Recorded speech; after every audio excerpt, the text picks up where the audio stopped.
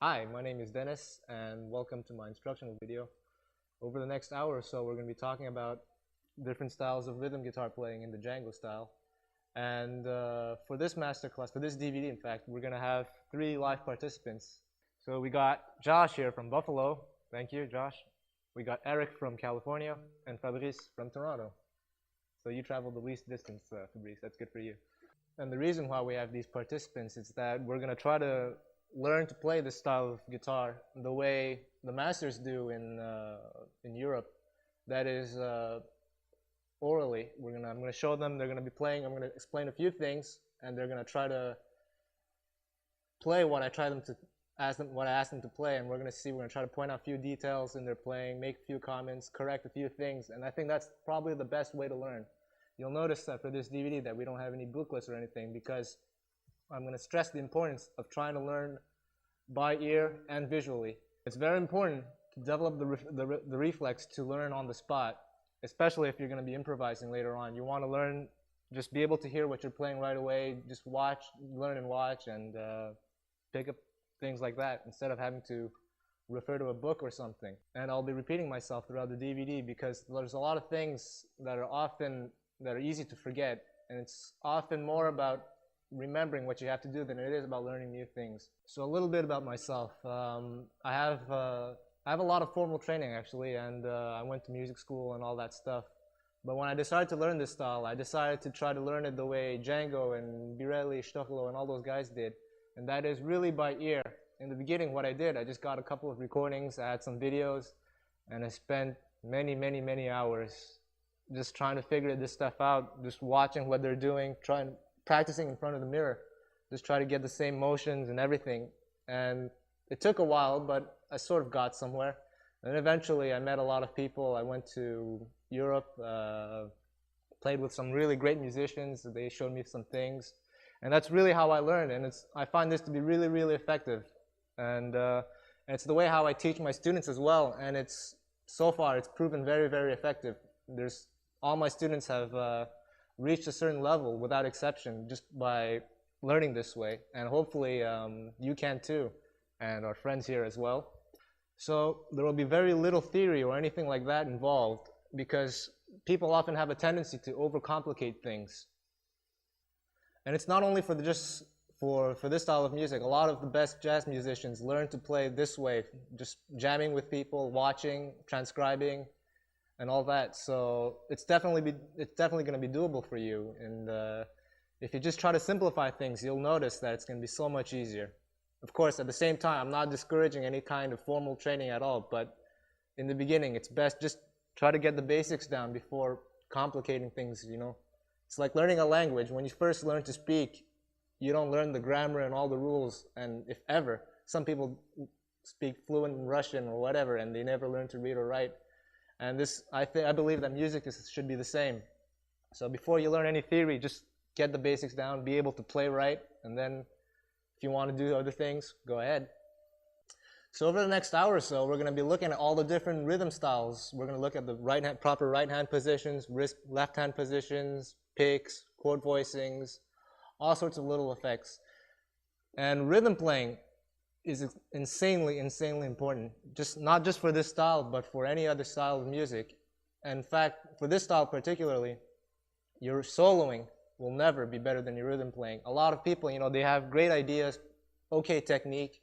I can tell that, you know, they sort of understand how the music works, but at the same time, there's something missing in their rhythm playing. So especially for solo playing, your solo playing will never be better than your rhythm playing. especially if it's at faster tempos. If you take, for example, Birelli or Jimmy, see, if you watch videos of them or listen to them when they were kids, they were already fantastic rhythm players. So it's really, really, really important to work on this. And besides, it's never fun to jam with someone who can't play rhythm, right? So before we start, I'd like to talk about different rhythm styles for swing guitar playing.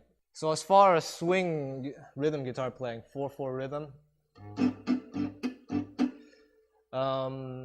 there tends to be different names for different styles of rhythm playing and regional classifications like Dutch style, Parisian style, German style. I don't really know where that comes from exactly, all those, whoever came up with those names, because that might have been true at one point, but based on my travels and experience, I noticed that even, let's say, if you go to Holland, there'll be one rhythm player will do one particular style, whatever you want to call it, another one will do it another style, so I don't know which one is the Dutch style, if both of them are Dutch and doing different things. For me personally, I just see two broad categories. There's the upstroke style and the downstroke style. So the upstroke style sounds something like this. Then we have the downstroke style. So within these two variations, there are different sub-variations, if you will, and there's no right way to do it. There's so many different things you can do, but there's definitely a wrong way to do this stuff. So we're gonna definitely be talking about these. So why don't we get started? We're gonna start with the straight rhythm playing, downstrokes only, just because not because it's easier or anything, but just because it involves less attacks, less movements. So let's get started. So we're gonna take an A minor 6 chord, and this is how we're gonna do it. From bottom string to top string. 5, X, meaning you block the string. 4, 5, 5, 5. A minor, okay? So what we're gonna do with the right hand, you're just gonna do downstrokes. So before I explain how you do this, I would like my participants to just try this out. See how they interpret what I just said. So right now we're gonna start with Josh. I'm gonna be focusing right now on the right hand. We'll look at the left hand later. So why don't you just do what I did.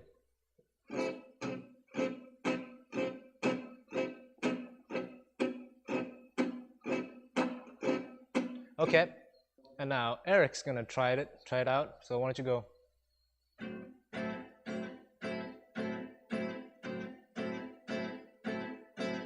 Okay, that's enough.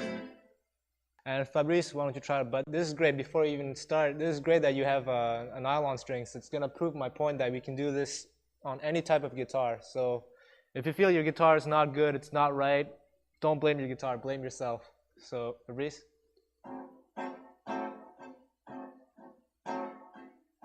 Okay, that's good. So now we start with the right hand. The important thing is that the right hand wrist is slightly bent. Not too much, but not necessarily too little either.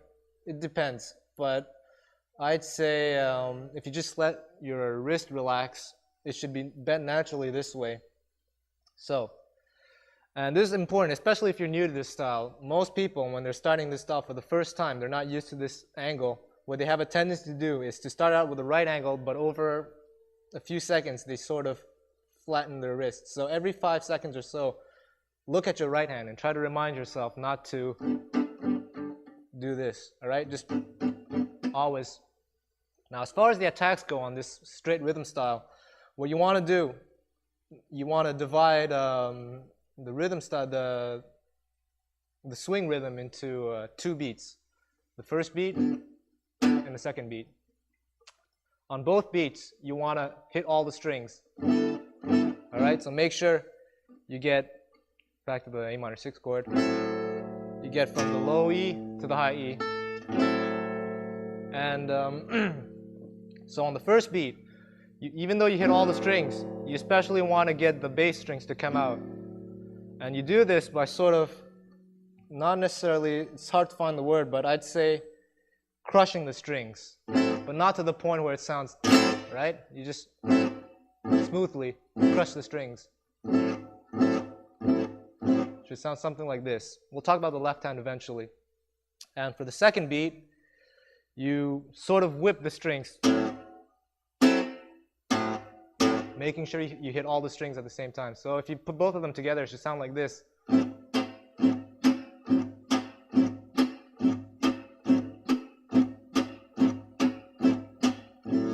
I do it a little bit slower.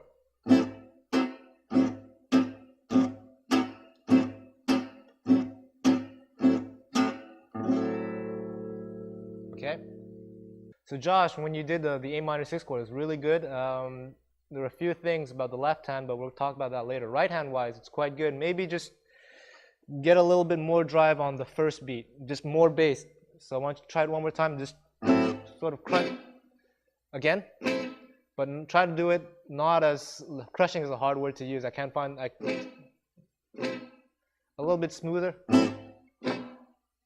again, and a faster attack. Okay, and try the second beat now. Try both of them together. So right now the first beat is a bit much too loud. You want to try to equalize both beats. So try to get the same powerful attack but with a pianissimo, you know, soft.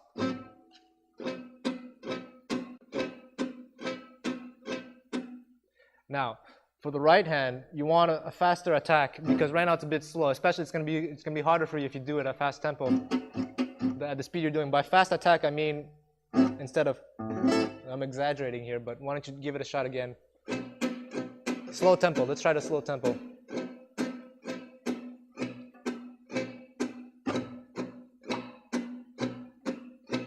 Try with the left hand. Are you pushing down? So we're gonna try an exercise now. For the left hand, you're not gonna let go. You're just gonna hold on to the string like this. And why don't you give it a shot? Just let everything ring on the left hand and just.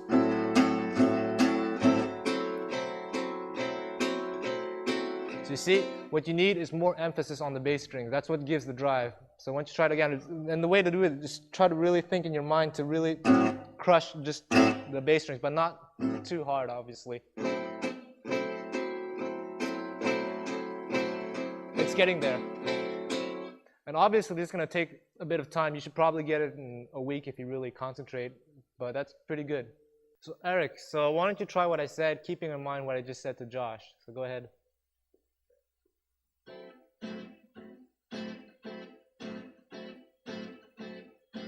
Okay, that's not bad. Well, what we're trying to do now is just do downstrokes only, just for now. And let's try it one more time. Okay, I'm going to stop you here.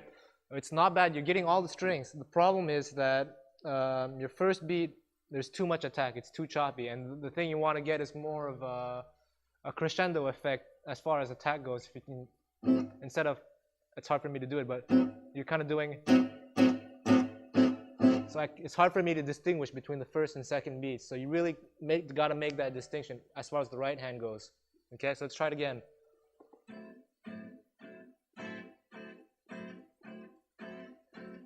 It's still the same problem. Do you hear it?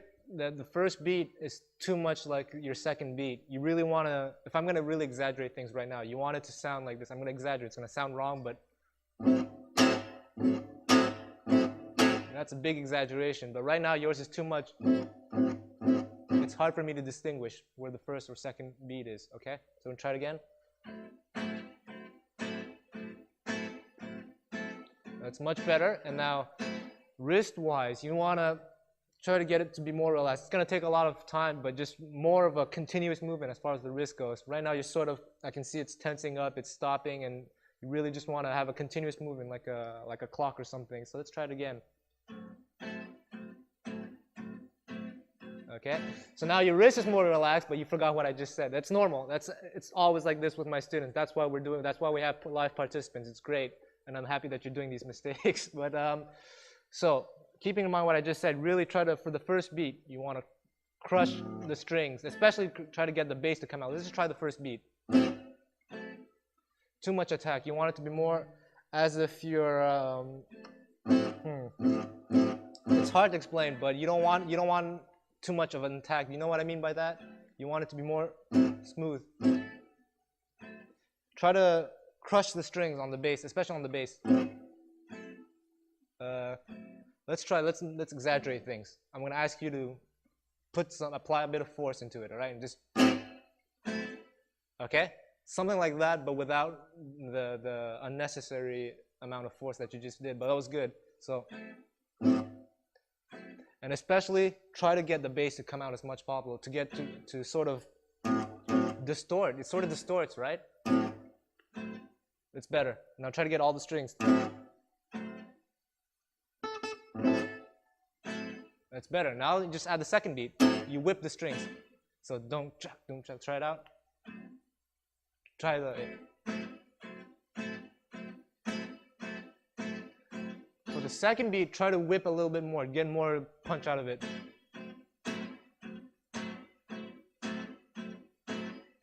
It's a little bit better, but your wrist is tensing up again. So it's always reminding yourself, right? It's always about reminding yourself what's wrong, what's right. Fabrice, so why don't we give it a shot? Okay, I'm gonna stop you here. Before we make comments about your rhythm playing, I noticed that your thumb is sort of bent this way, and that's okay if there's no tension involved, but really you just want to be as relaxed as possible. So whatever position it is, just make sure there's no tension. So if this is really what's good for you, then that's fine. Okay, so as far as your rhythm goes, it's the same problem as Eric. You want to really distinguish the difference between the first and second beats. So let's just work on the first beat. Let's try to get that bass to come out. It was pretty good from what I remember. Yeah, it's really good. Again, perfect. Now the second beat is what your weakest, is your weak point. You want to whip the strings.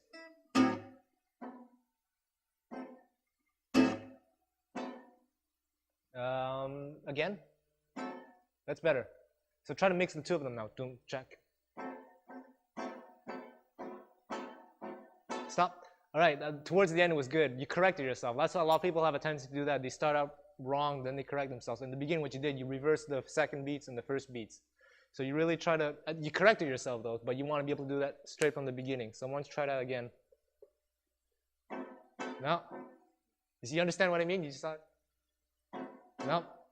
Too much attack on the first beat. You want to really just a smooth attack. So you're starting right, but your second beat is too weak. So you really want to distinguish. Let's try that exercise I tried with Eric. We're going to try to exaggerate everything. We're going to exaggerate things. Especially the second beat. So for you, it's really about reminding yourself to really whip the strings on the second beat. Ah, we're getting there, right?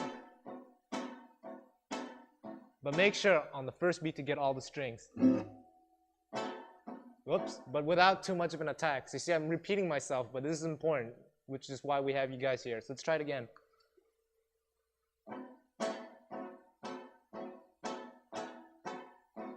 Some of them are good, some of them are not so good. You hear them yourself? Let's try it again. Much better. Keep. It's much better, all right? And you see it works on a nylon string. So we're still talking about the right hand now, but we're going to try an exercise with the left hand. Remember how I said you're trying to get all the strings? We're going to try an exercise with the left hand where you only fret the outer strings on the guitar, that is the low E and the high E. So let's take the 5th frets, for example, 5, then you block all other strings until the 5th fret of the high E string. So you only get... Alright, and we're gonna just try the rhythm this way. Just to try to make sure we're getting all the strings, okay? So, Josh, why don't you give it a shot?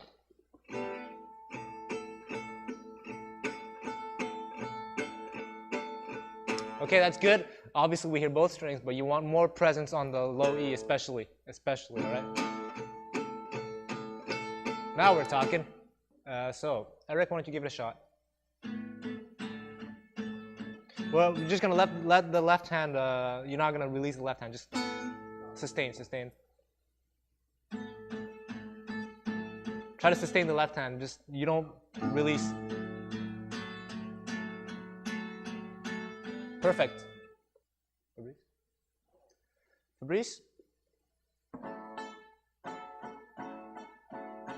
Aha! You notice on the second beat, we don't hear your low E string. So, it goes back to what I said earlier to you, the comment I made to really focus and try to exaggerate your movements. Let's try it again. I think maybe the problem might be your left hand. I want you to do like what Josh and Eric did. That is to leave your left hand here. Don't release them. Just sustain. So you're still doing on the left hand. It's a reflex. So you want to build complete independence. Right now, your left hand is dependent on your right hand. You want to build complete independence. So just the left hand, leave it here. You don't want to release it like this. You just see, you're still doing it. So it's because your brain is telling you your left hand to follow your right hand. See, you're still doing it. It's hard, huh? It's obviously, well, you understand what I mean. So it's something you have to work on at home. Right now, there's a lot of stress involved, so it's okay. But we'll talk about more right hand, left hand independence as we go along. So that's one thing that's worth practicing. So let's review a few things so far. The important thing is to get all the strings, and especially to get a lot of bass, especially on the first beats. And it might be a good exercise to really exaggerate everything. Just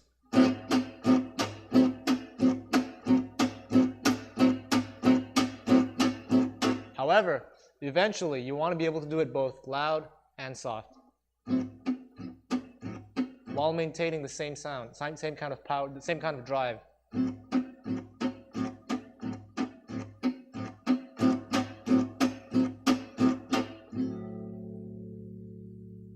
So if you can get really, really soft, that means that you reach the ultimate point of wrist relaxation. So Josh, what I want you to do, I want you to start really, really loud, like a brute or something. Then I'll stop you and you're going to do it soft, all right? Go ahead. Let's try it at a medium tempo. So fast or slow? No, just medium, but really loud. Not loud, but a lot of, exaggerate your attacks.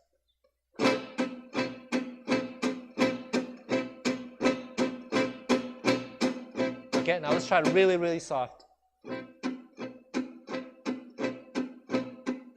Even softer, can you get it?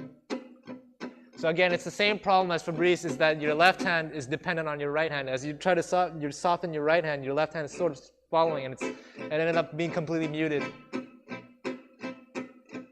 We'll talk about the left hand eventually, but you see, it's that we're going to try to really work on right hand, left hand independence. I'm going to show you some exercises later on. So Eric, why don't we try the same exercise? So really loud, well, not really loud, but a lot of exaggerated attack, then soft. Medium tempo, go ahead. You've reversed the first and second beats.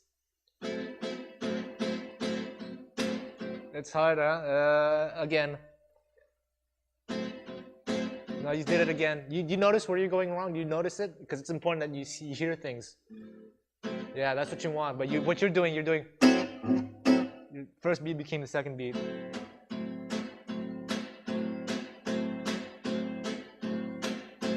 Okay, I'm going to stop you here. Right hand wise, it's good. Left hand, there's some comments. Again, it's always that brain thing, left hand, right hand following each other.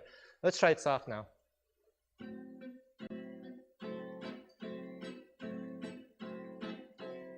So it's no longer the same. It's softer for sure, but it's not the same effect. You want really the same kind of drive.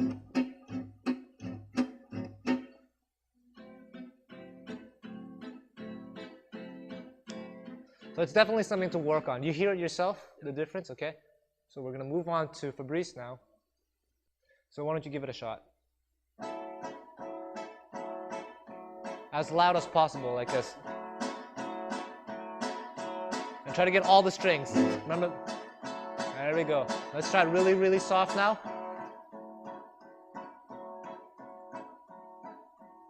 Not bad at all. Okay? So we talked a lot about the right hand, now we're going to talk about the left hand. So still the A minor 6 chord. And this is going to be quite hard to explain, but I'll do my best.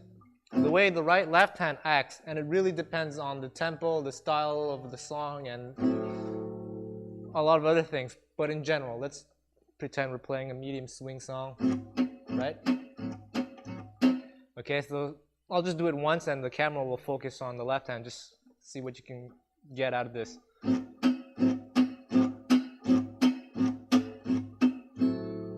So on the first beat, what you want to do, you release the strings on the left hand a split second after hitting the high E string. So you don't want to cut your left hand as you're hitting the strings. That's what it messes up the sound a little bit. And obviously you don't want it to last too long, or else it sounds like this. It sounds bad when it's fast, right? You want, so a split second. And the second beat, this is even harder. There are two different schools. You can make it sound almost completely muted. It's never completely muted, never. But you can make it sound almost completely muted, or you can make it sound less muted. So almost completely muted, it's as if, it's hard to explain. You're releasing the strings, and the right hand affects it. You're whipping the strings first of all, right hand wise. But as if you're releasing the strings almost as if you're while you're hitting the strings. So,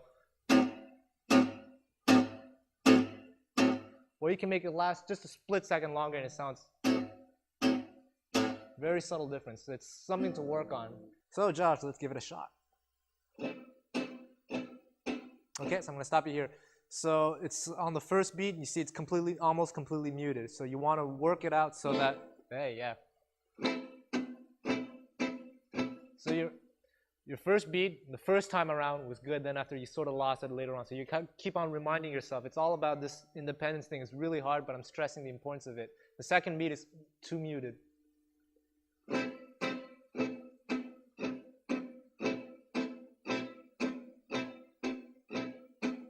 So the first beat is quite good, is better. Not perfect, but much better.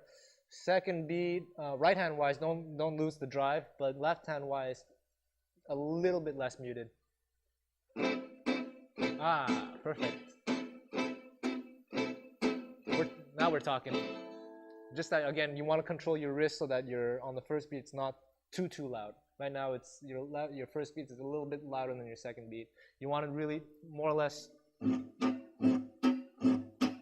not too loud. You're kind of like, right? So, but otherwise it's good, okay? So Eric, why don't we try it?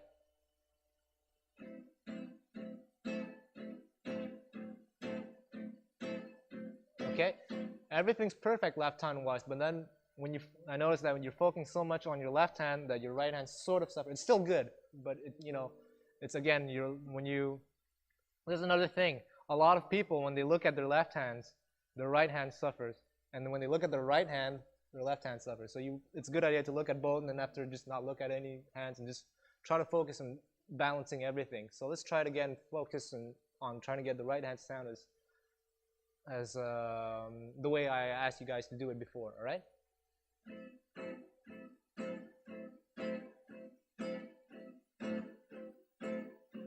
Really good. It's really good. Just more drive on the first beat, more bass, but otherwise good. Fabrice, same deal. Oh, the first two beats were good, then you reversed everything. So let's do it again. No, again, restart. So the problem again is that, like Eric, you were focusing too much on your right hand, whereas he's focusing too much on your left hand, to the point where your left hand suffers. So let's try to even things out again. You want to give it a shot. That's much better. Now, the left hand, the first beat, you're making it last too long. You want it to release the strings on the left hand, the first beat, just a split second after you attack the strings. Let's just work on the first beat, actually, just this. Make it, okay, that was good. Make it last just a split second longer. That's better, okay? And now the right hand, less force. That's good. Try this now. Try to add everything together while exaggerating. Yeah. Same problem. You see, you just did it. So obviously, you can isolate things, but then when you put things together, it messes up. So it's something to work on very slowly at home, all right? So now we're gonna have some good fun. I'm gonna show you an exercise really to focus on the left hand and right hand independence, which is, as we've noticed, is the big problem for most of us. So first of all, let's just mute the left hand string, the fretboard, and just, this is what we want to go for, right? Now let's take a G minor 6 chord. Same thing as A minor 6, but 2 frets down, all right? So let's just do 1 bar of G minor 6, then 1 bar of G sharp minor 6, then A minor 6, back and forth. But you don't want to do this, all right? You just want 3. It sounds like this.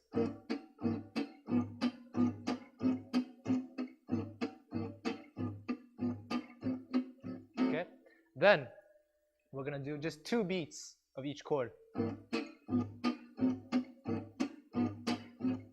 Easy enough, right? Now check this out. Only 1 beat.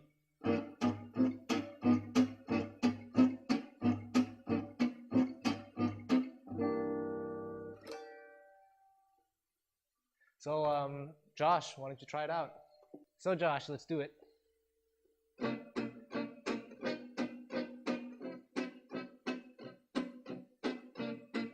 1 bar only. Do it again. Back to G minor 6. Okay, let's do the 2-beat version. Again. All right, easy enough. Let's try the 1-beat version now.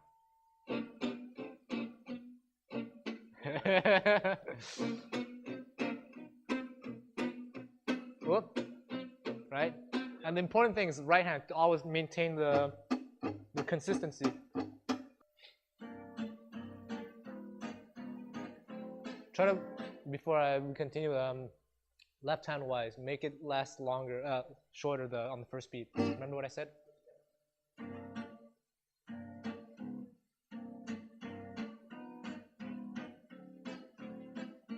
I'm going to stop you for a split second again. Sorry about that, but it's important. I'm repeating myself again. But again, the right hand, you're focusing so much on the left hand again that the right hand is messing up. I can see that it's tensing up, all right? But it's okay for now. But just keep that in mind. So do what you can, but I won't stop you anymore. Go ahead.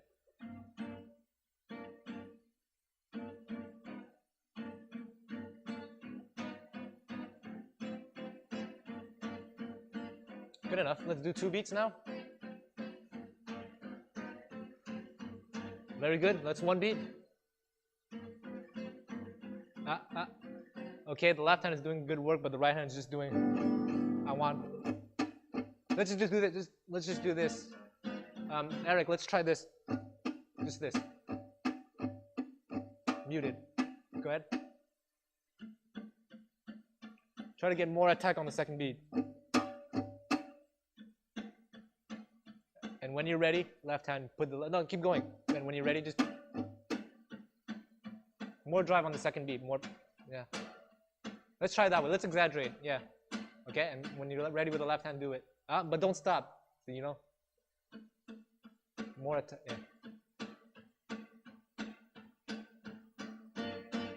Yep. Only 1 beat, though. So again.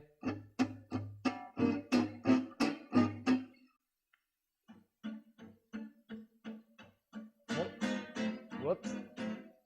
So it's especially important that you distinguish the difference between the first and second beat, the first 2 beats. Is the second beat on these? Well, it's going to be reversed every time. That's how it's going to mess everything up. But right hand, just mute it. Just exaggerate. There. Maintain that. And add the left hand when you can. Maintain that. Keep going, but don't stop. It's the point of the exercise. Whoops. Something like that, okay? It's hard, huh? So last but not least, Fabrice.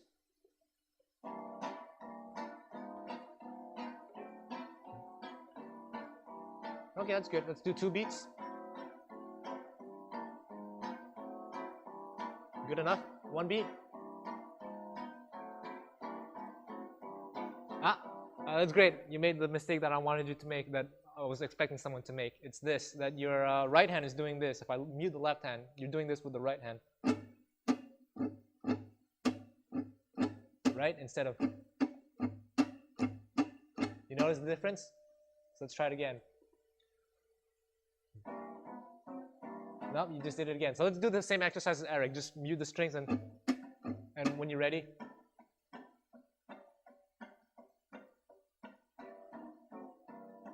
It got better. You're on the right track, but you understand what you have to do, so just take your time and work on it.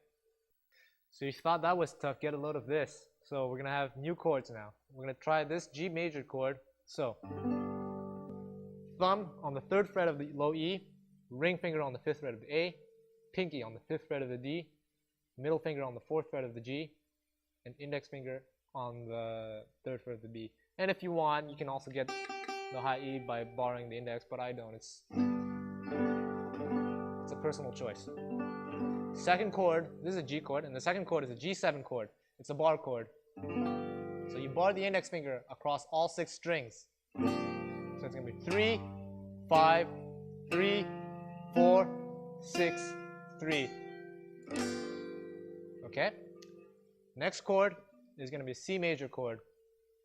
It's another bar chord. You bar the index finger, but you don't have to get the low E string. You just mute it with the index finger extending slightly above the A string.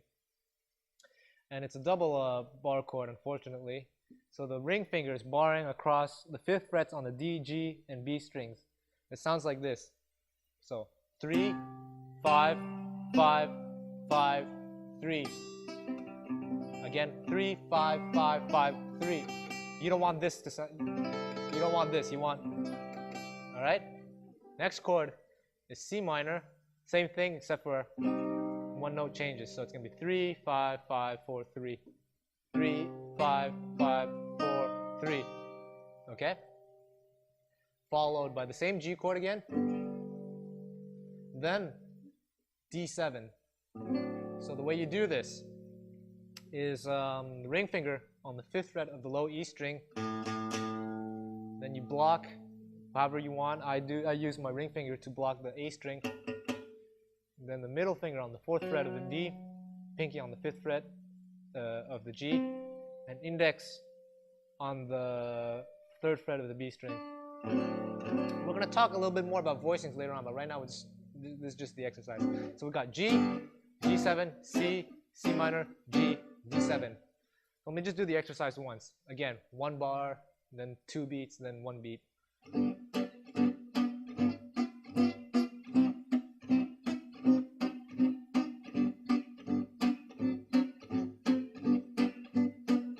Etc., etc., all right? 2 beats.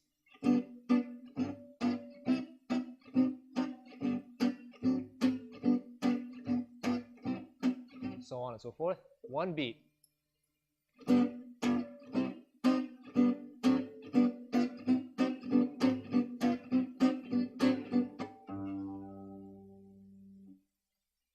So let's try it out, Josh.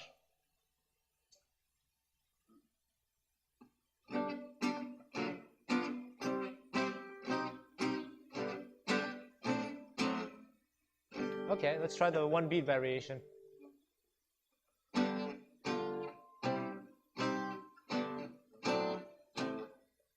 Whoops, you messed up that last G chord. You're doing it as a bar. We're going to talk about voicings later on, but it's okay if you do it that way for now. Right hand wise, it was good. Well, but timing wise, you're doing a free time. Sure. The point of the exercise is to do it as if you're doing a normal rhythm. So let's do it again. Okay, left hand, right hand wise, it's synchronized, but the right hand totally messed up. You only did this. You want hard, huh? Let's go. Whoops. Almost there. It's something to work on, all right? So Eric. The G7, I'm going to just interrupt you for a second. Add your pinky finger there. There we go, okay?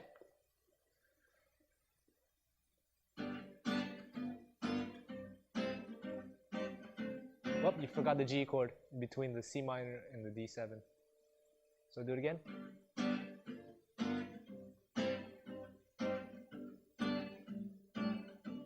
Okay, I think you messed up the D7 chord, I'm not sure.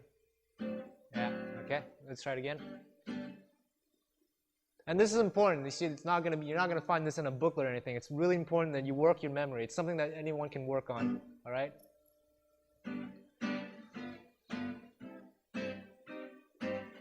Whoops, forgot the G chord again. It's all right. We'll try it one more time, then we'll do the 1 beat variation. Let's do it, Eric.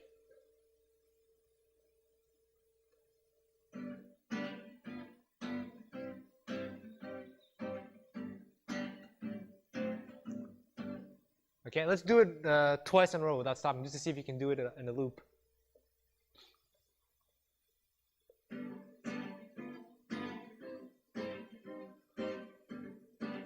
Again.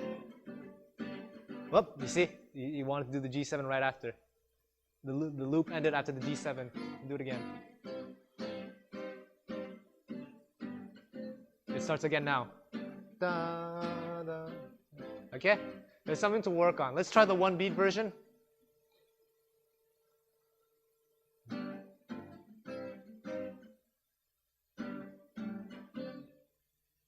Besides that short pause, the right hand was just doing just doing, you want the regular rhythm, all right?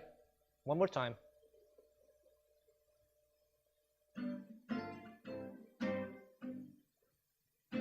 It's a bit better, okay? A lot of things to work on, but you'll do that at home. So at this point, what I'd like to do, we're gonna introduce the upstroke. So it's gonna sound like this. So what we're gonna start by doing, we're gonna try to work a little bit on tremolo. So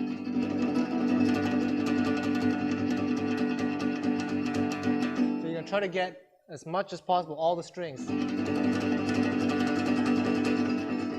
And try to get the sound from the wrist, the attack from the wrist. Then eventually you're going to try this other variation on the tremolo. It's going to be down, up, down, down, up, down. So down, up, down, repeat, down, up, down. If you do it fast, it looks like this. Obviously left hand I'm muting some things, but I'll just hold on to the chord here.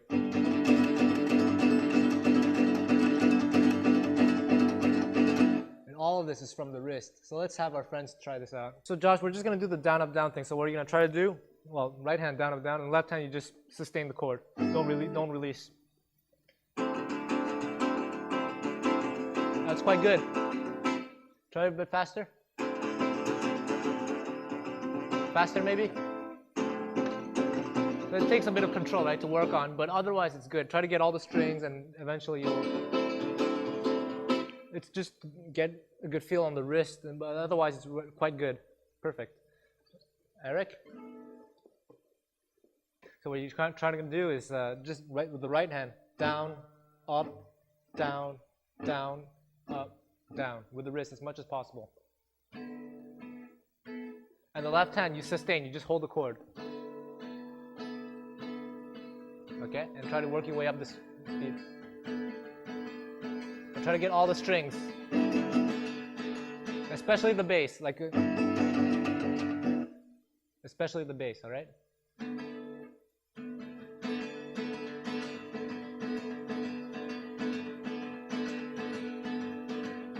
Something like that, all right? And I don't know about the wrist angle, maybe just a little bit more angle, maybe it can help. It's up to you to feel if it's too tense or not, but just, unfortunately everyone's different, so you have to feel it out for yourself, okay? Otherwise, it's sort of that, okay? So last but not least, Fabrice will just do the down, up, down thing.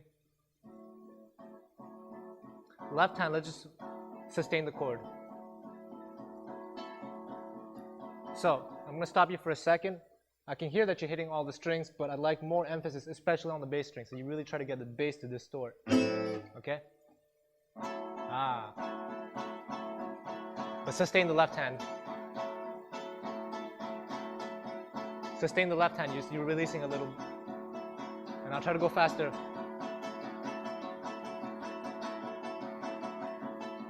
I think for one of the three strokes, you're just hitting the bass strings. You want to hit all the strings all the time. But otherwise, okay, it's something like that, all right?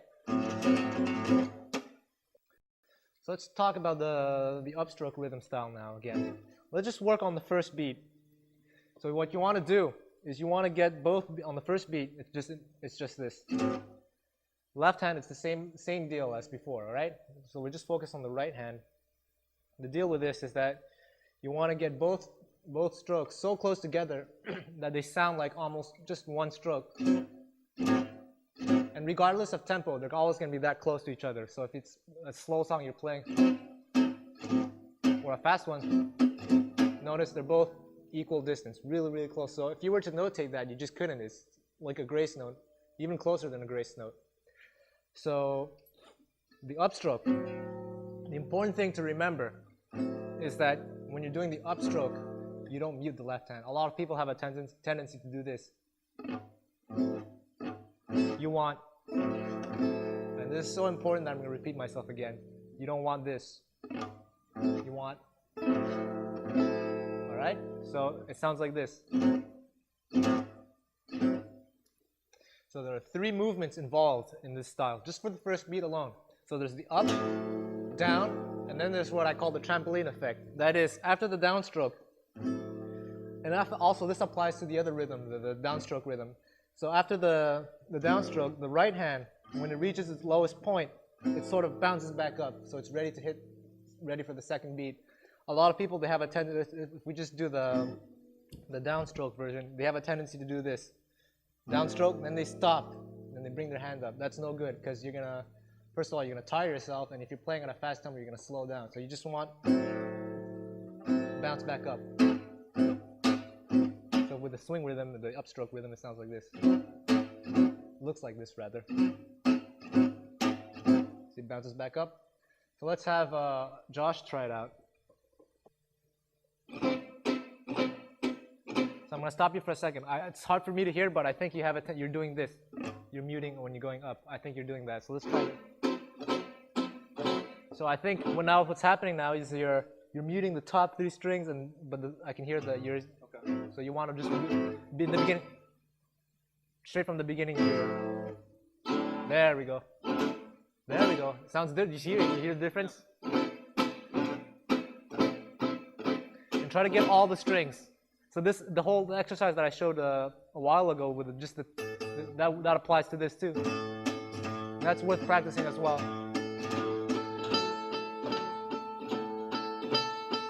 Again. Okay, that exercise is still valid for this, especially for this type of rhythm. One last comment I'd like to make is the right hand. Again, right now it's quite loud, but eventually you want to work your way so that it's soft, sort of soft.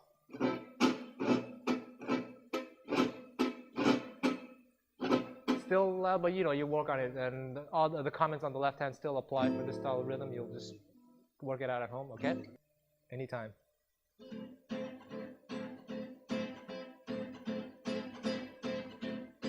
So everything, the sound is really, really good as far as the right hand goes, left hand goes. The only thing is the same comment I'm going to make to Josh. I made to Josh is the upstroke. I think it's a little bit muted.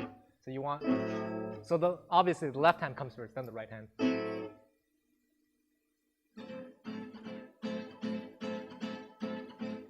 I think that's better. Let's try it with this exercise.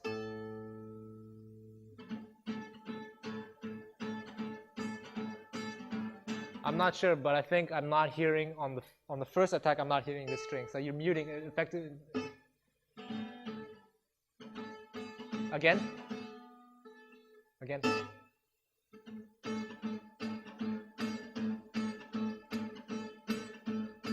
It's really hard for me to hear, but do you feel yourself muting the strings?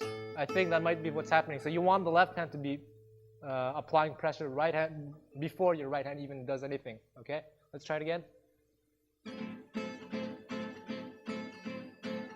Okay, now let's do it as if with the correct left hand now. Let's apply this.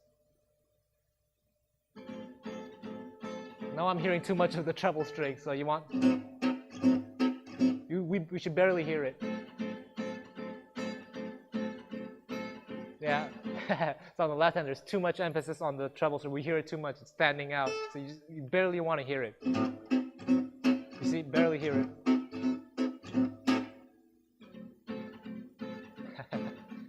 You hear it standing out? Da, da, da. It distracts, it's going to distract the solo, so. But it's something to work on at home, all right? The left hand, you want to release all the strings. I think you're just releasing most of the strings except for the last one, barely. So, okay? But otherwise, it's quite good. Fabrice? That's actually quite good. Just that the second beat, as usual, you're not strong enough on the second beat. You want it to be much more pronounced. But otherwise, it's quite good, okay?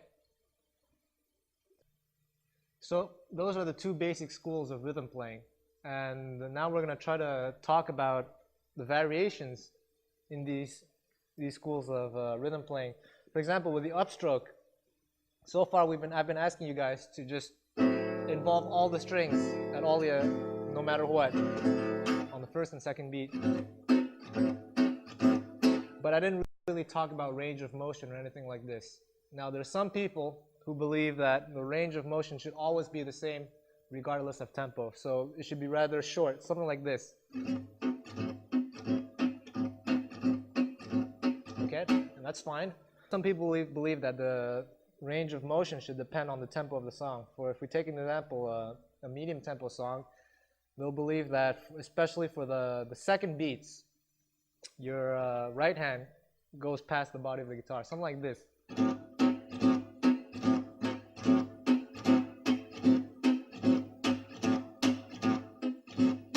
Okay, and if it's much faster, then the range of motion decreases. So.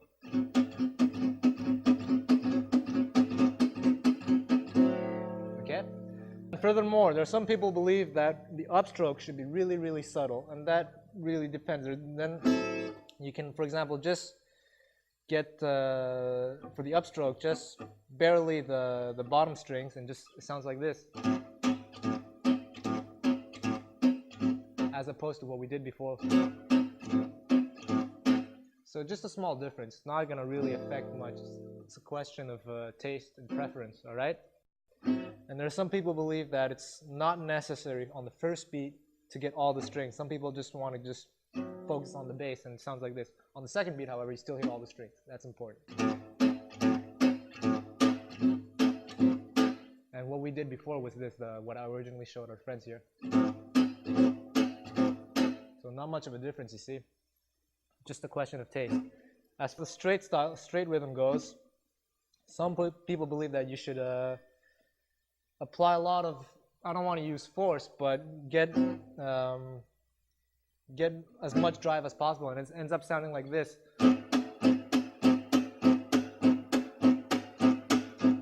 Which is a very dry and powerful sound, and some people like that, some people don't. Other people believe that it should be really, really subtle, like this. Okay, at which point I'd like to indicate I'd like to talk about attacking the strings itself. To get that extra bite out of the bass, to really get that distortion, some people they'll use a bit of the flesh of the index finger, or a bit of the nail part here, the end of the nail, to get extra meat from the strings.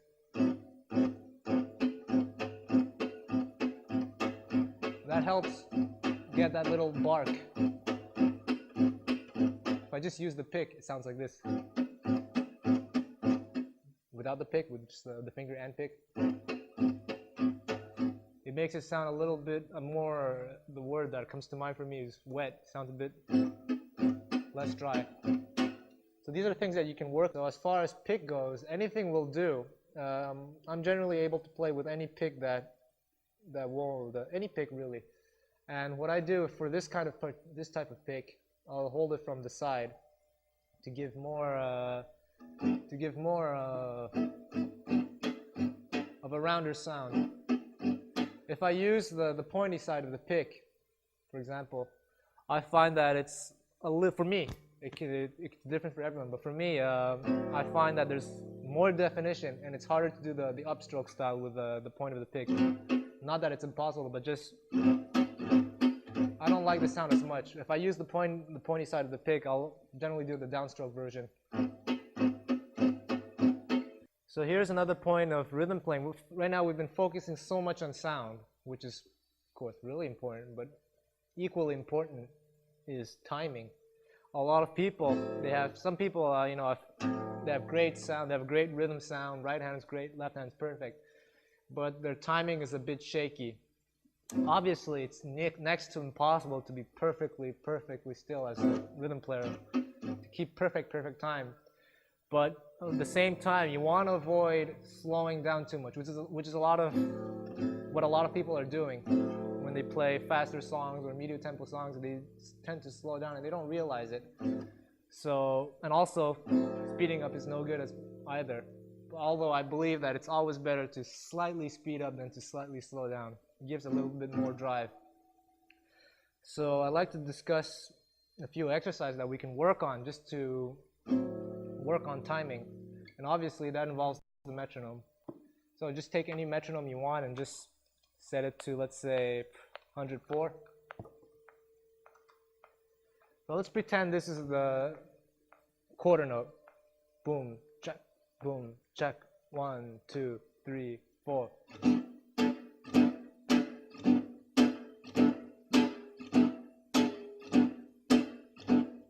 All right, and the way to know that if you've got this right is that if you can't hear the metronome, then you got it right. So I messed up a little bit there, but at one point I caught back. I was right again. So you work with that. Then set the metronome to 1 and 3. So you pretend this is 1 and 3, so it's going to be double time. 1, 2, 3, 4. 1, 2, 3, 4. All right. You didn't hear the metronome there, so that means I got it right. And you set it to 2 and 4. So it sounds like this. 1, 2, 3, 4. 1, 2, 3, 4.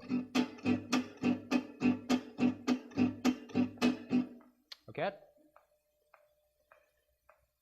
Then I'd like to try something out with our friends here. I'm not going to say what it is, but I'm going to ask them to do something. So Eric's going to be my guinea pig, and what I want you to do is I want you to play, I'm going to count out a rhythm, and you're just going to play rhythm, all right? Any chord you want. Ready? 2 bars. 1, a 2, a 1, 2, 3, 4. Okay, not bad. So Josh, let's try the same thing. So let's do it a 1, a 2, a 1, 2, 3, 4. That's not bad. Fabrice, a 1, a 2, a 1, 2, 3, 4. Aha, that's good. So all of you were following my my count out pretty well, but it was never perfect. And that's what I wanted to point out. A lot of people, they have a tendency when they start a song for the first time, they tended to like mess up the timing, and they correct themselves. But really, what you want to do, you want to get it right away.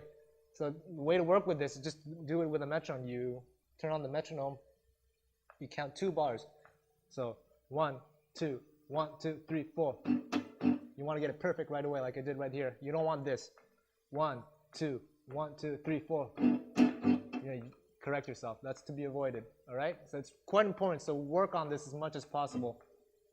Another thing that works quite well is to put on a recording of your favorite artist, of your favorite song, whatever it is, and put it at some random point and try to join in without messing up. Join in, lock in with the rhythm guitar player on the first try. So we have one last metronome exercise. So this one involves a metronome that accents the first beat. We can set it to 4/4, 3/4, or 2/4. Right now it's on 3/4. Here's another exercise. Now it's focusing on it's a 3/4 rhythm with the accent on the first beat. 1, 2, 3, 1, 2, 3, 1, 2, 3.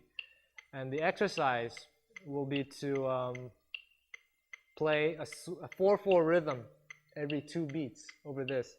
So it would sound like this. If I were playing the quarter note, it would sound like this. 1, 2, 3, 4. 1, 2, 3, 4. Why is this useful? It's because a lot of gypsy players, especially Travelo Schmidt, they like to do this kind of stuff. And the way what they're doing 8th notes. 1, 1 and 2 and 3 and 1. And that can mess up the rhythm player a lot. That tends to mess up the rhythm player. So having the metronome on 3/4 is kind of mimicking what the soloist would do if he were to do that kind of effect. So if you pretend these are 8th notes, it would be like 1 and 2, 1, 2, 3, 1 and 2 and 3 and 4 and 1 and 2 and.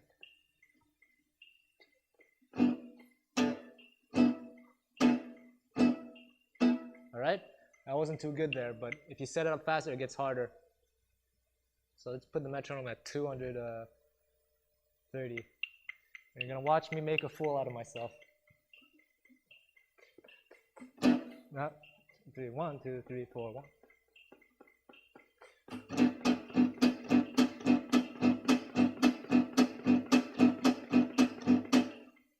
That was quite hard, but it's something that you can work on. obviously I have to work on it. So now you got everything you need to learn to play good swing rhythm. We're going to talk about a few effects now. So before we start, one thing I wanted to point out is that although these effects are really, really cool, you want to be careful with them. You don't want to use them too much, or else it sounds like a drummer going out of control, you know. All right? So what you want to do, we're going to start with a really basic effect. That is this. So I'll just do one measure of normal rhythm and then another measure with the effect.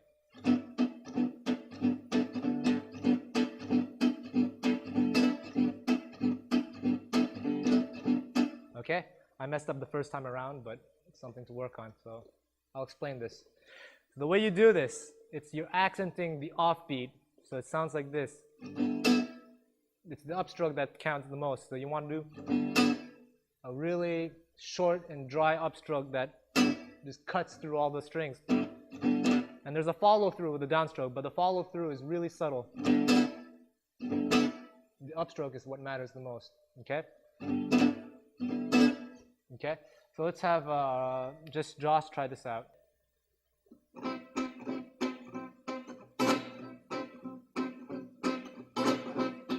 So the timing is there, just the sound again. As far as the rhythm, just the basic sound, again, it's to be worked on, but otherwise it's quite good. Just make sure you get all the strings. See, really smooth sound, but that's just what we went over before. Otherwise it's good, okay? So then the question is, when should you do this?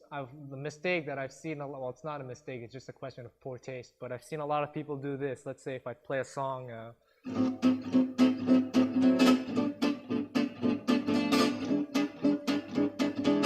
that's just too much, man. The best part to use this is when you're about to close a section, announce a new section, or at the end of a form, for example. So like at a turnaround, let's say 2.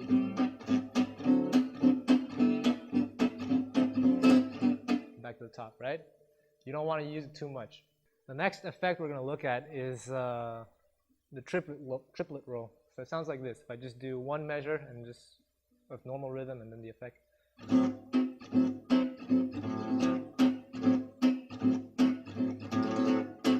Okay, so you get all the strings. Well, it depends. Some of them, you get all the strings, some just the bass, and some of them really just whip the strings like this. So it's up to you. You can whip the strings or use a smoother attack. It's up to you to decide. Let's have Eric try this out. Okay, so it should be on the second beat or fourth beat. So 1 da da da da, or 1 2 3 ba ba ba ba. No, you did it. You just did it on the first beat. If you do it on the first beat, it tends to mess everything up. So let's try it again. 1 2 3 4 1 ba ba ba ba.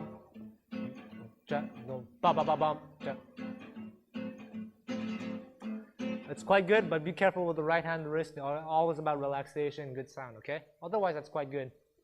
So now we're going to complicate things a little bit. This is an effect that Django liked to use, and a lot of gypsy players use these days. And that involves, well, I'll just show it to you. So I'll just do 2 measures of normal A minor, then I'll do the effect. 1 2 3 4.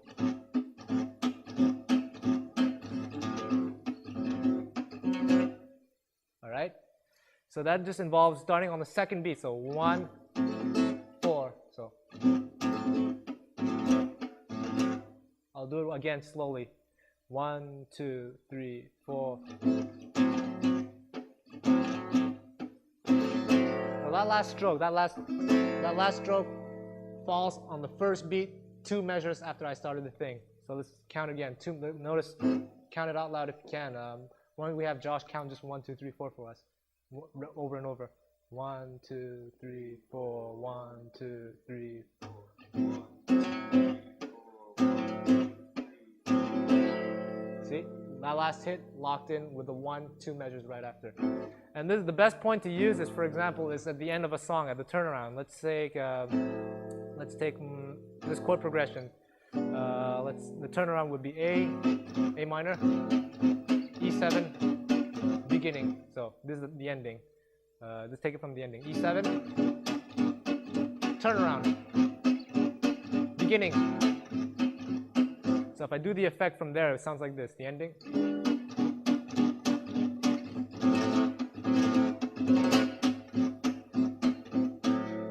I like to try this in the context of the chord progression we tried out. So I'm going to do 2 measures of E7, then 2 measures of a turnaround. You're going to do that, the 2 measures of a turnaround, then we're going to continue with the A minor chord, all right? So 1, a 2, a 1, 2, 3, 4. You got the right chord? 1, 2, a 1, 2, 3, 4.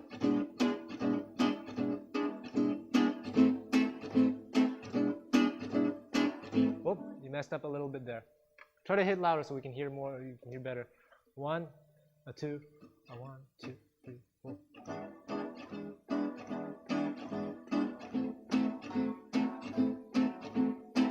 It's close. Let's do it again. 1, 2, 3, 4.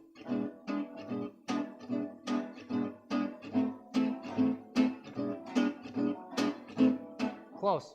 Let's try it one last time. 1, 2, 3, 4. I'll do it with you. You see, that last one was too soon. You got 2 out of 3 right. You got to wait equal distance between the rolls. Okay, let's try it one more time. 1, 2, 3, 4.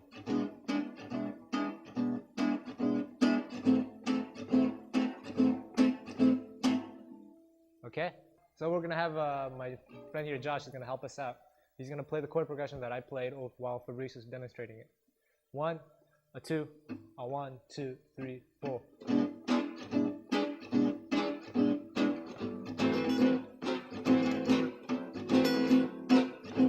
See?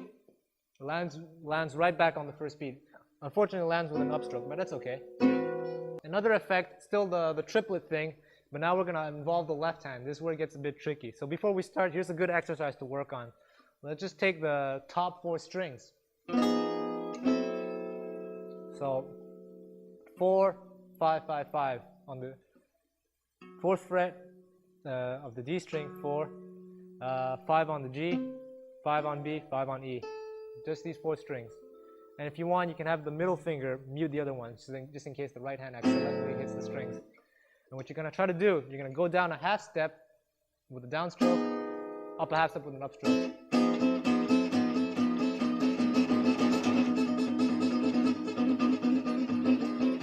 Just to get a little bit of a left hand independence, all right? And the exercise with the roll would be this.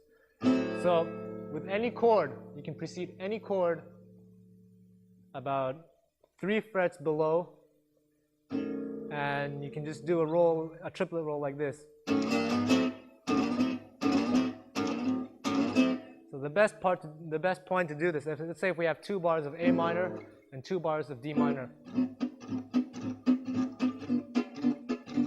Okay? So to approach the D minor, you'd have to get it, since the triplet mathematically, you'd have to get it on the 4th beat of the 2nd measure of the A minor. 1, 2, 3, 4, 1, 2, 3. Okay? So it's quite important that the chord comes out clear. You don't want it to be sloppy. You want it, you don't want, right? You want a good way to practice this is just to do.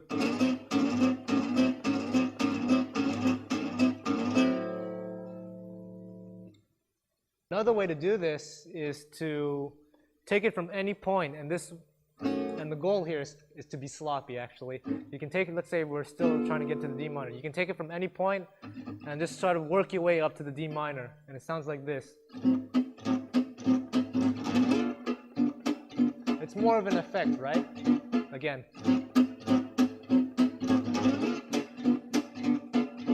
It goes by so fast that you don't really notice the sloppiness, and some people like that.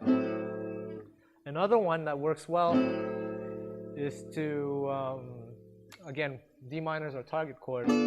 It's to start on the, how many frets? 1, 2, 3, 4, 5. So you start 5 frets below the D minor target chord, all right? In this case, it's D minor. You start with an upstroke, go down 1 fret, downstroke. From here, it's all alternate picking, so up. So your target chord should land on the 1st beat with a downstroke.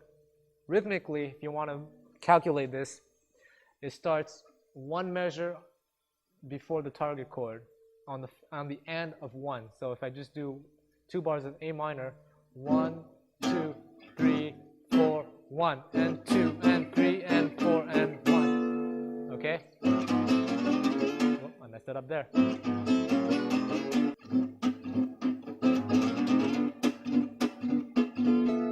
Okay?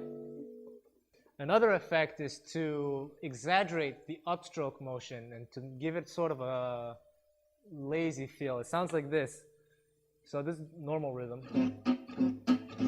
And then with the swing thing,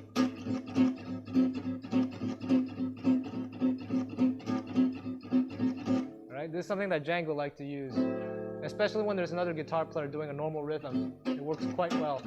So I'd like Josh just to do an A minor for me.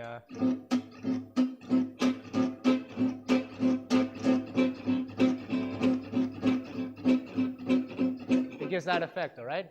And another thing that works quite well, especially when you're the only guitar player, a solo rhythm guitar player in the band, is to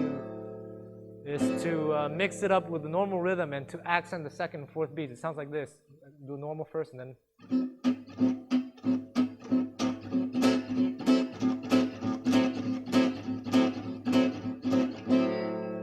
This is something that Django often did when he was doing duet recordings with Grappelli.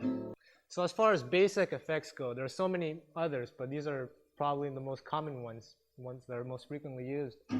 That's it for that, but I'd like to show you a few more advanced effects just for fun. So the first one goes like this.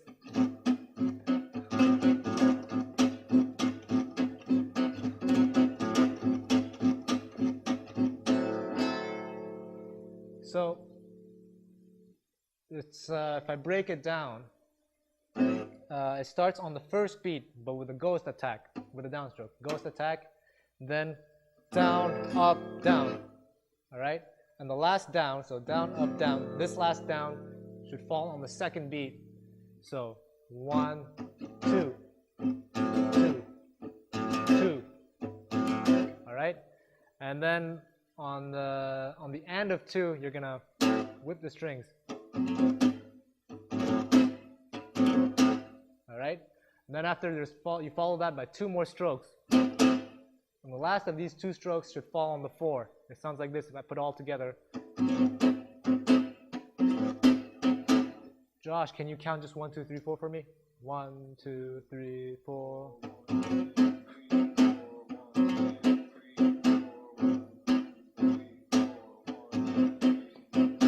Okay, that's what it should sound like. Then after, it works quite well when the song is much faster. Another effect that's even more complicated would be it's based off this one, but it sounds like this. Same stroke, go stroke, down, up, down, and the mistake is to do a triplet here. You don't want a triplet, you want down, up, down, not down, up, okay? So if I tap my foot,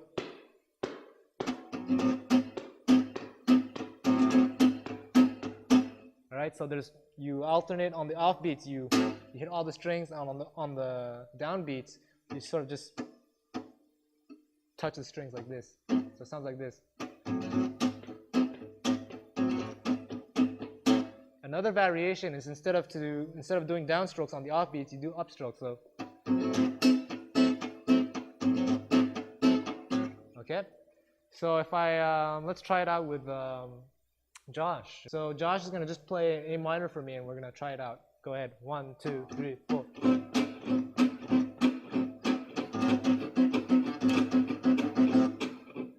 Okay, that's something that we really like to do. And hey, just for fun, one last effect. This one's easier to digest, but still very difficult to get down. And it just sounds like this. All right, so it goes 1, 2, 3, 4, 1, 1, 2, 3, 4, 1. And it's just down, up, down, down, up, down, down, up, down. On the first beat, you can do the same thing. You just lightly touch the strings. So Josh, again, A minor for me.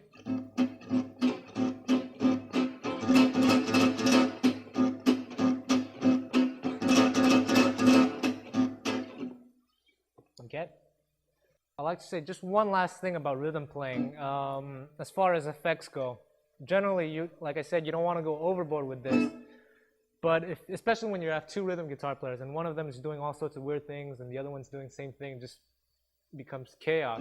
However, if you have good musical reflexes, and a good feel of the style, yeah, you can sort of mess around. You can start doing things instead of just doing normal rhythm.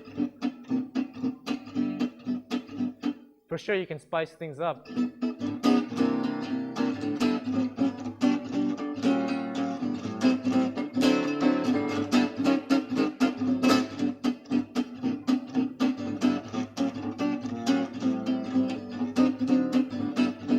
Stuff like that, but you know that requires a little bit more skill, a bit more understanding of how the music works and how to respond to a soloist. Obviously, you don't want to be doing all sorts of weird effects if what the soloist plays doesn't really call for that effect.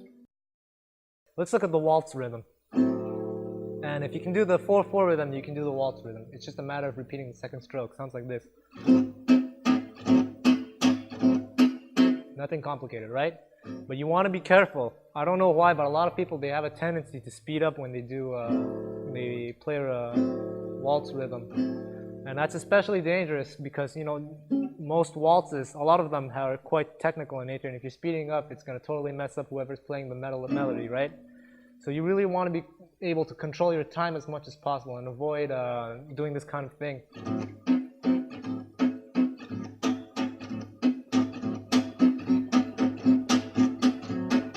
It seems absurd what I'm doing here, but it's really a really common mistake, so really pay attention to that. Yeah, so that's it for the waltz. Let's try the bossa rhythm now. Obviously, if you're a bossa nova purist, it's gonna sound totally wrong, but we're doing it in this context, right? And the way to do this is it involves an eighth note kind of rhythm. It sounds like this.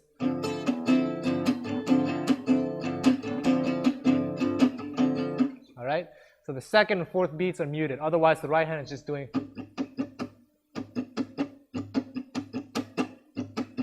Down, up, down. Wait, down, up, down. Up, down.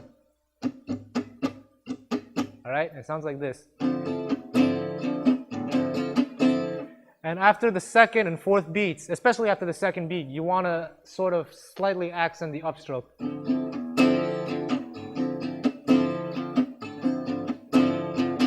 And another, a lot of people tend to ask me is that before switching to the next chord, let's say if we have just D minor, then E flat 7, they ask after the fourth beat, the upstroke, how do you get it to sound and switch to the E flat 7 so quickly without messing up the sound?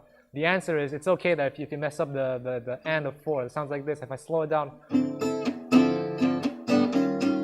see, I'm just doing upstrokes on open strings. It's barely noticeable.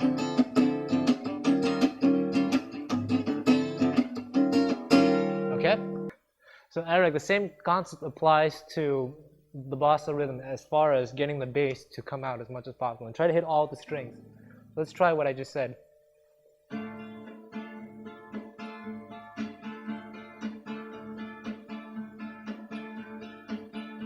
Okay, stop for a second. Yeah, it's not bad. Let's try one more time. It's just more emphasis really on the bass strings.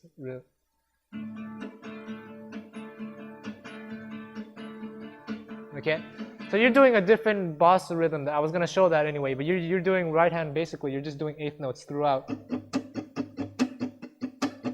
which is fine, but the one I'm showing right now is like this. You hear the difference? Aha, so the reason why I'm showing you this first, because a lot of people have a tendency, like you yourself, what you did before in the little pause, you sort of stopped your right hand. You want to keep doing it as if all you have to do is sort of just do it on purpose to miss the stroke when you're... See, you just sort of miss the strings on purpose. There. Now try to place an accent after the second beat. da da da da da. And try to get more focus on your sound. Right now it sounds a bit shy. It's hard to explain really, but it's a matter of listening. Yours is a little bit, it's hard for me to explain, but try to get more confidence in maybe it's in the right hand. It's already a little bit better. Yeah, okay? Okay, so now let's look at another variation of the bossa rhythm. And this one involves just doing constantly down, up with the right hand.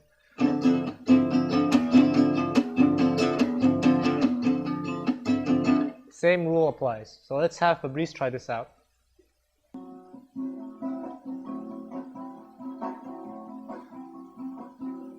Rhythm is good, sound is okay, but try to get more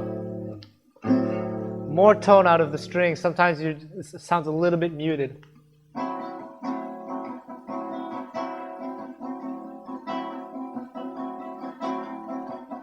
And now the second and fourth beats are not muted enough, so you want it to sound da da ch da da da ch.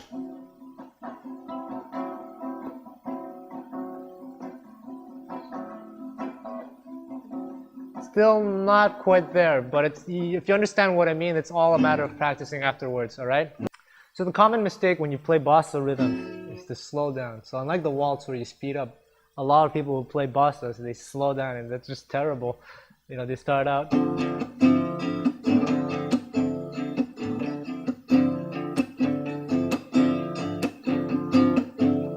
So you want to avoid that as much as possible. Another thing you can do, and this may work for you or may not, it's really up to you, it's a matter of preference, is to flatten your wrist and the angle of your hand, and to use a little bit more of the forearm as opposed to the wrist to get the sound. So it looks like this.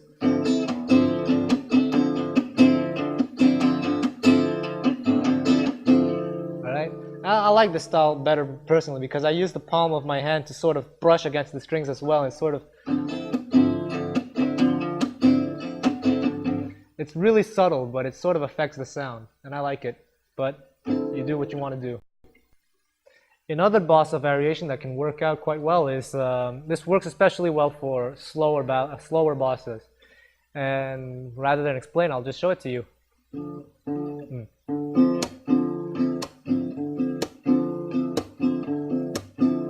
If I break that down, it looks like this.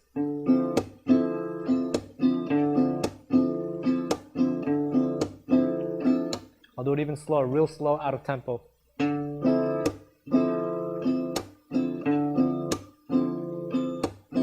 It's the matter of just getting that snap from the palm of your hand, right hand. Let's look at the bolero rhythm now.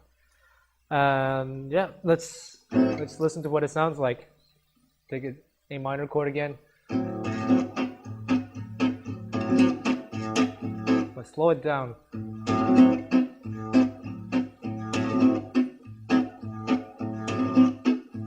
if I break it down even further.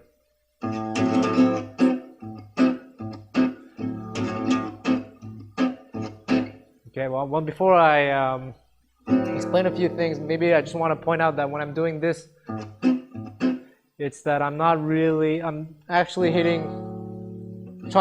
aiming to hit sort of these three bottom strings instead of just this one. I'm not trying to isolate just this bass string.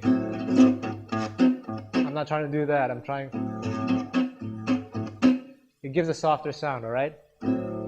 So I'd like Josh to try this.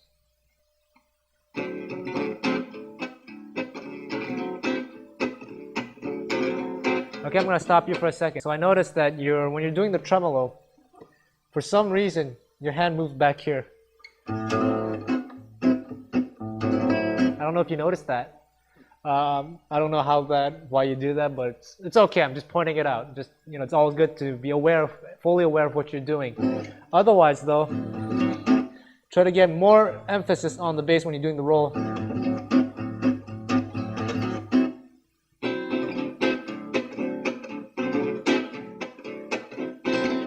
Okay, and one thing you want to avoid is to sort of you're doing a swing rhythm when you're doing, you want to just, it's more of a Latin thing, all right? Okay, so let's find another variation of the bolero rhythm, and it sounds like this, and looks like this.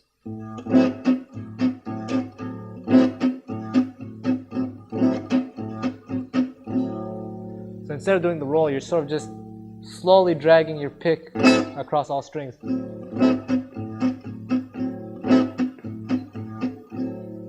So Eric, would you like to try that for us? Something like that.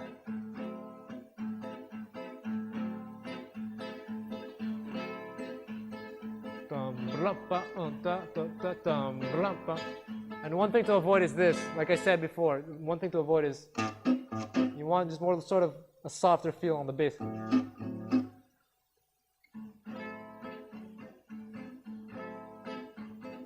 It's a little bit better, but it's all a matter of just listening to yourself and working it out slowly, all right? So I'll just do it one more time for everyone.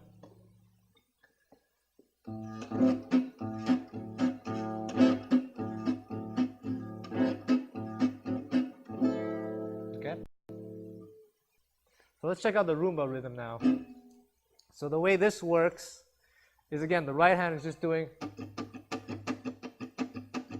and there are going to be some accents, but otherwise the left hand is doing all the work. So back to A minor, sounds like this.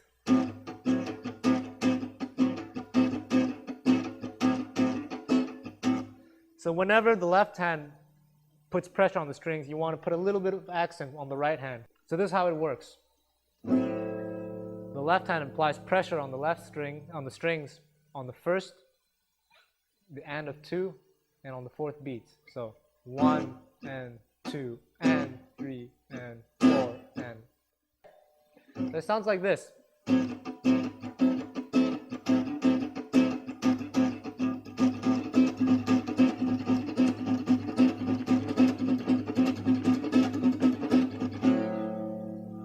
And I'd like Fabrice to try that for us.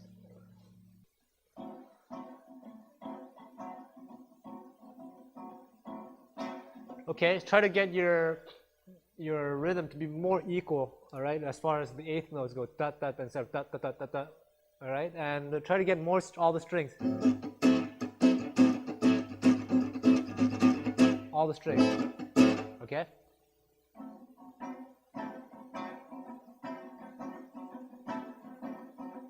And make sure you mute the ones that need to be muted. So the only time you're going to attack, the only time you're going to apply pressure on the left hand is on the 1, on the and of 2, and on the 4. 1 and 2 and 3 and 4 and 1 and 2 and 3 and 4. Whoops. But make sure you pay attention to the right hand. It's all alternate picking. Okay? It's a little bit better. And now we're going to look at an even more complex variation of the rumba rhythm. And this is so hard that I have to work on it myself. And it works this way. Same rhythm. You accent 1, and of 2, and 4. However, it's the right hand that's going to be changing. So you're going to, instead of doing alternate picking, you're going to do down, up, down, down, up, down, down, up. Then again, down, up, down, down, up, down, down, up. So the pattern is down, up, down, down, up, down, down, up. All right? And it sounds like this.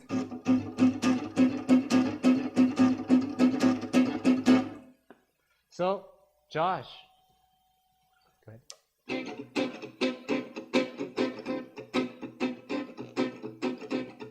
Yeah, it's sort of there. You just have to be careful with the timing, but it's sort of there.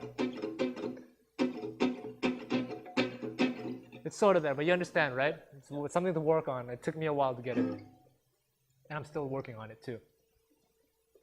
So we're going to look at a funk rhythm now. And there are different variations for this. We're going to start with one that's fairly easy. It sounds like this.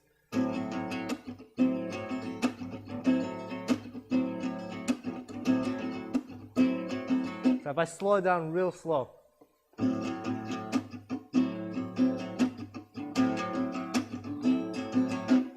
So it's hard to put into words, but just listen.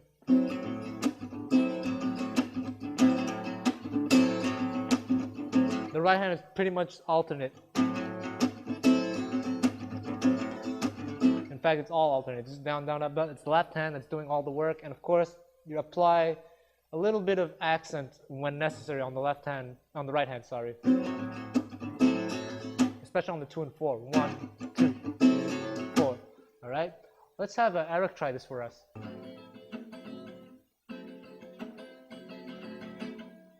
So let me play it one more time for you. We'll do it real slow. Let's try to listen very carefully to what I do and try to imitate again, all right? Before I do it, again, it's the same thing as the bossa rhythm. I like to sort of flatten my right hand, the angle of my right hand, so I can get more stability for me. But it's up to you. So it sounds like this.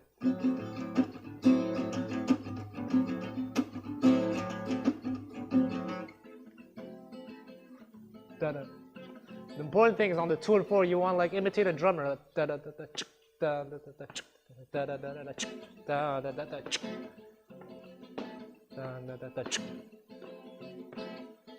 So the second and fourth beats need to be muted.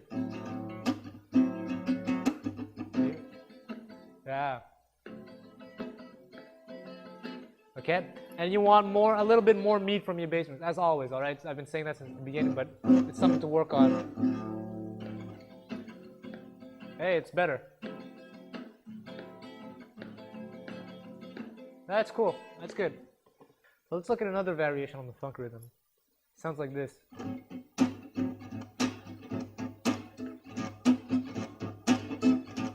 So I slow that down.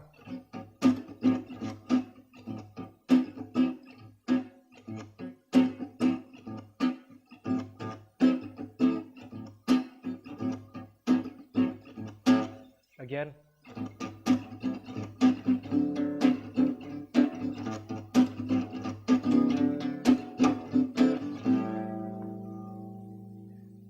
Fabrice, would you like to try that?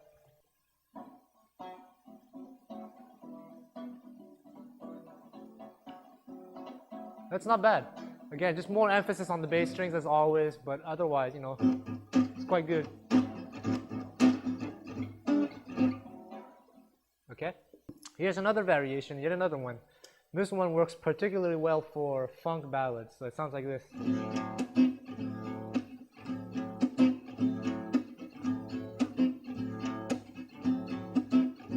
Slow.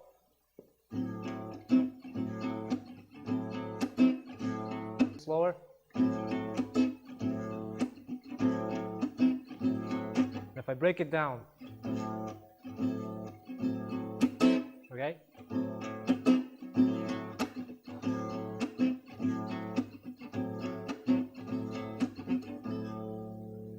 So it starts the first time around, the very first time, it starts on an upstroke on the end of 4, followed by a downstroke. So the downstroke will fall on the first beat itself. So 1, 2, 3, 4, right?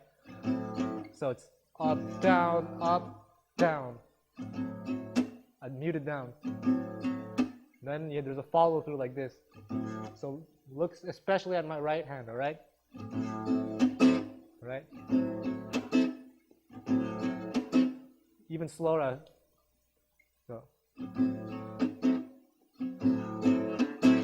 Then moving on.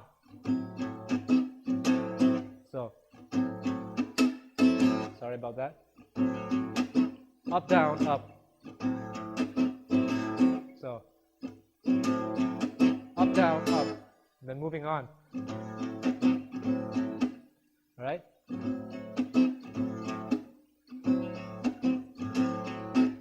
One more time. Then the last few strokes that are involved.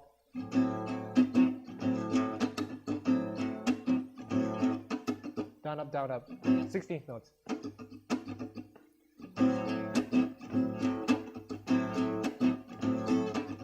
Right, so from the beginning, the first time around it starts with an upstroke on the end of 4, but then the other times it doesn't apply anymore. So 1, 2, 3, 4.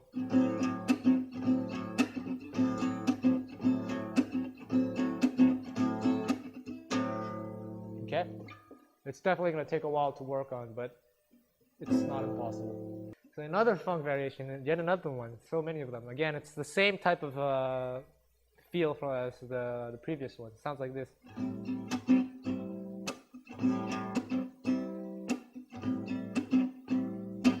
break that down for you.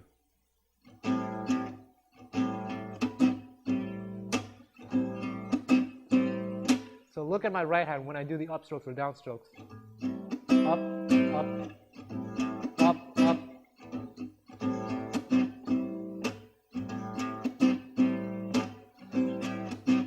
So real slow now and sort of out of tempo so you can get a feel.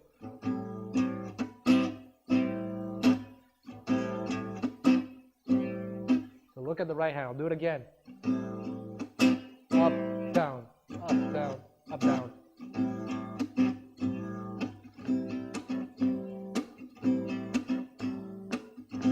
All right, etc.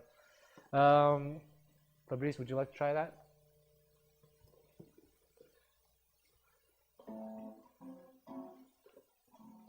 Now, let me break it down for you. Starts like this. Let's do it real slow. Break it down together. Just that much. Up, down, up. Okay, just that much. Up, down, up. Up, down, up. Okay. Okay, so let's do that much a few times. And that's how you should work out at home. Just little chunks at a time. All right. Go ahead, a few times. Just slow, one at a time. Okay, again. No, just that chunk, just this. Whoops.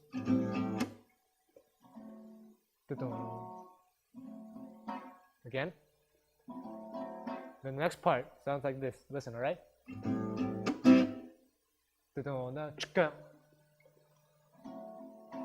Okay, again. Next, listen carefully.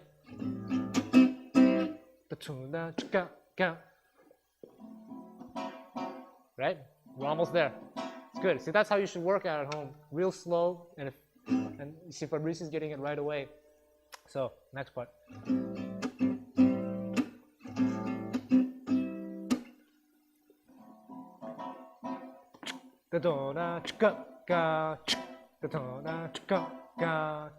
Okay?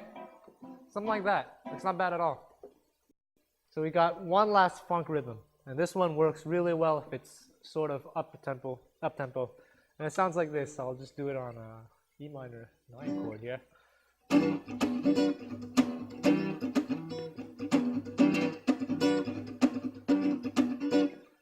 Slow it down out of tempo so you can get a feel for it. And really pay attention to my right hand and listen for the left hand to know when you have to place them.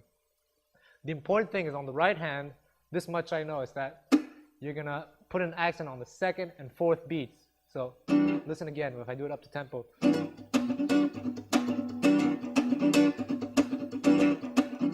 Out of tempo, real slow.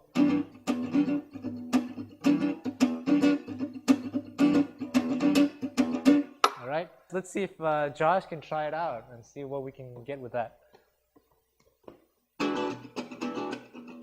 Da-dum, da-dum, da-dum, da-dum. Something like that, yeah. I did it a little bit differently, but this works just as well. I used less strokes. You're using more muted strokes. I did more of a thing like this.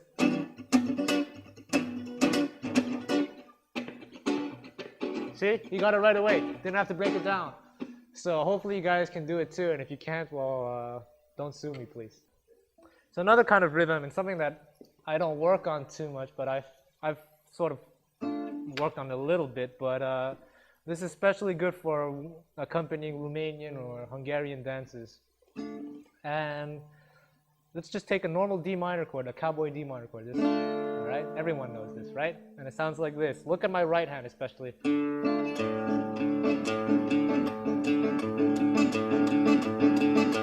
notice I'm alternating between the basses. And I'm using rest strokes.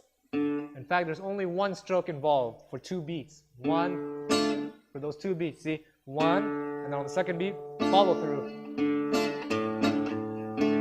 And it works quite well if you do walking bass. That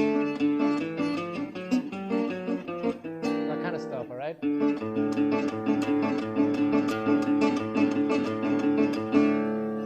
And there's another variation on that. It especially works well when you have a bass player in the band, is to take, again, the same type of chord. Just take this D minor here. So it's going to be X, X, and you block those two strings with however you can. I use my thumb. It's going to be 3, 2, 3, 1. So 3 on the D string with the ring finger, the middle finger on the 2nd fret of the G string, the pinky on the 3rd fret of the B string, and the index on the 1st fret of the high E string. And it just involves doing this.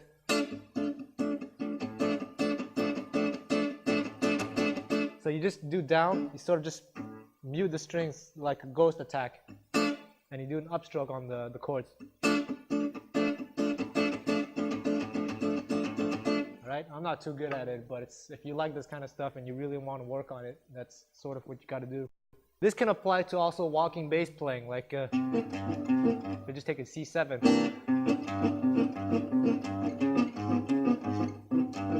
Django uses this kind of stuff. If you take like this C9 chord with an F sharp in the bass, so the sharp 11, the thumb here, and well, not necessarily a thumb, but what Django would do sometimes was use this type of rhythm playing and do.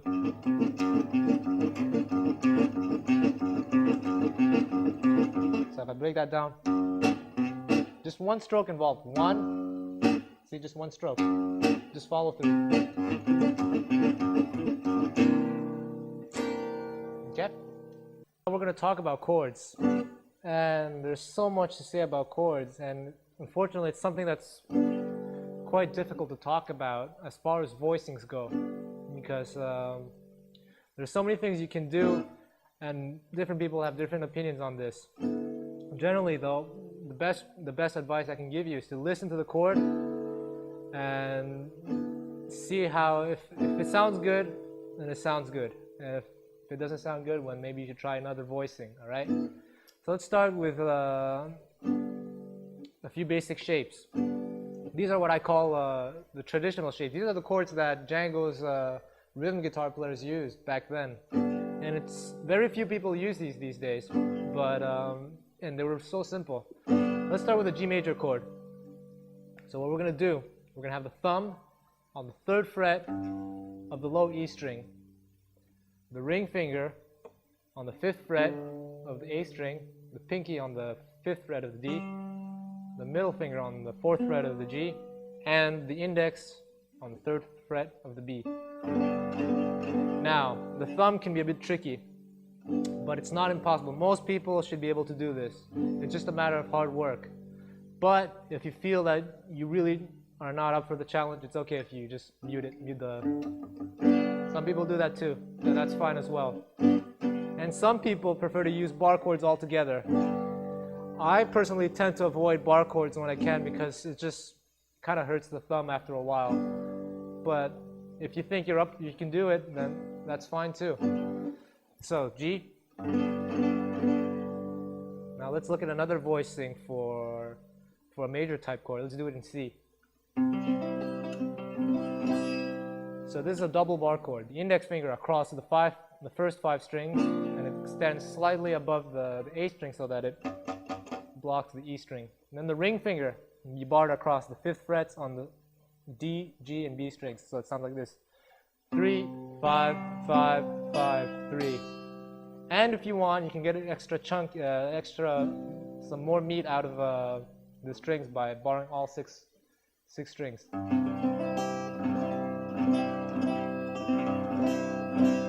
Okay? And that's, as far as major chords go, that's kind of it.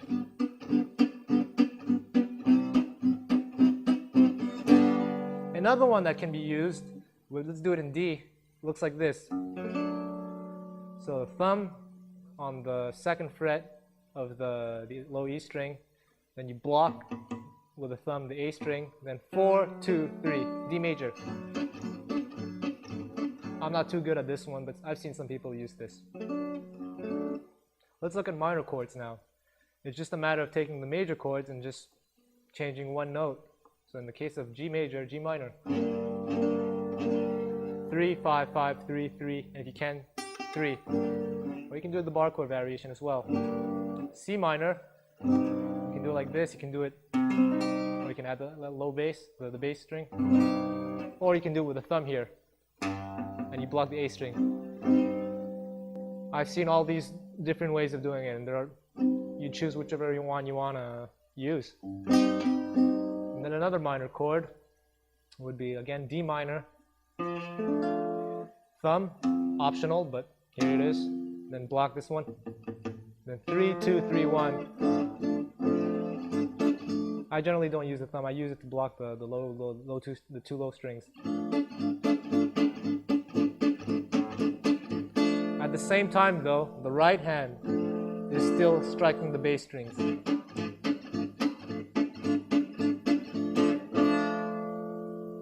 Now let's look at seventh chords. Let's take G7, bar chord. So the index finger across all 6 strings, ring finger on the 5th fret of the A, middle finger on the 4th fret of G, and the pinky on the 6th fret of the B. And this is a bar chord, unfortunately.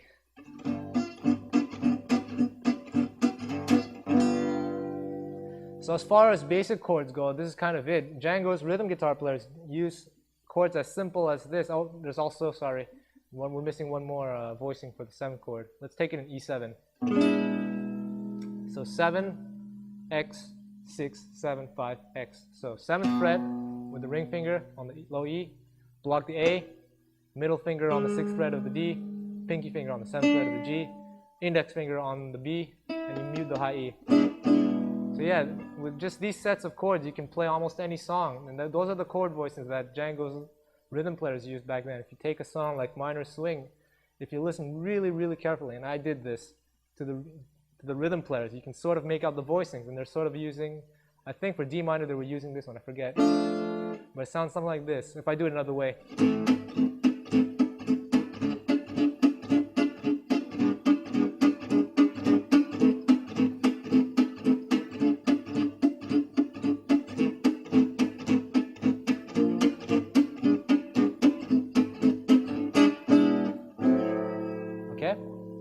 Then we have more complicated shapes. These are the shapes that Django would tend to use.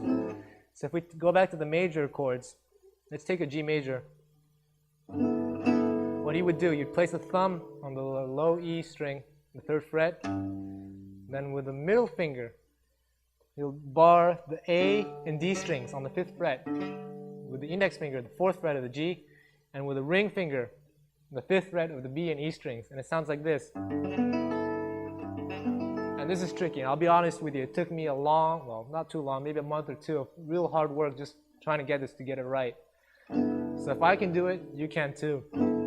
At the same time though, if you're really just not up for it, not interested in working on this, there are a few things you can do. You can do it this way.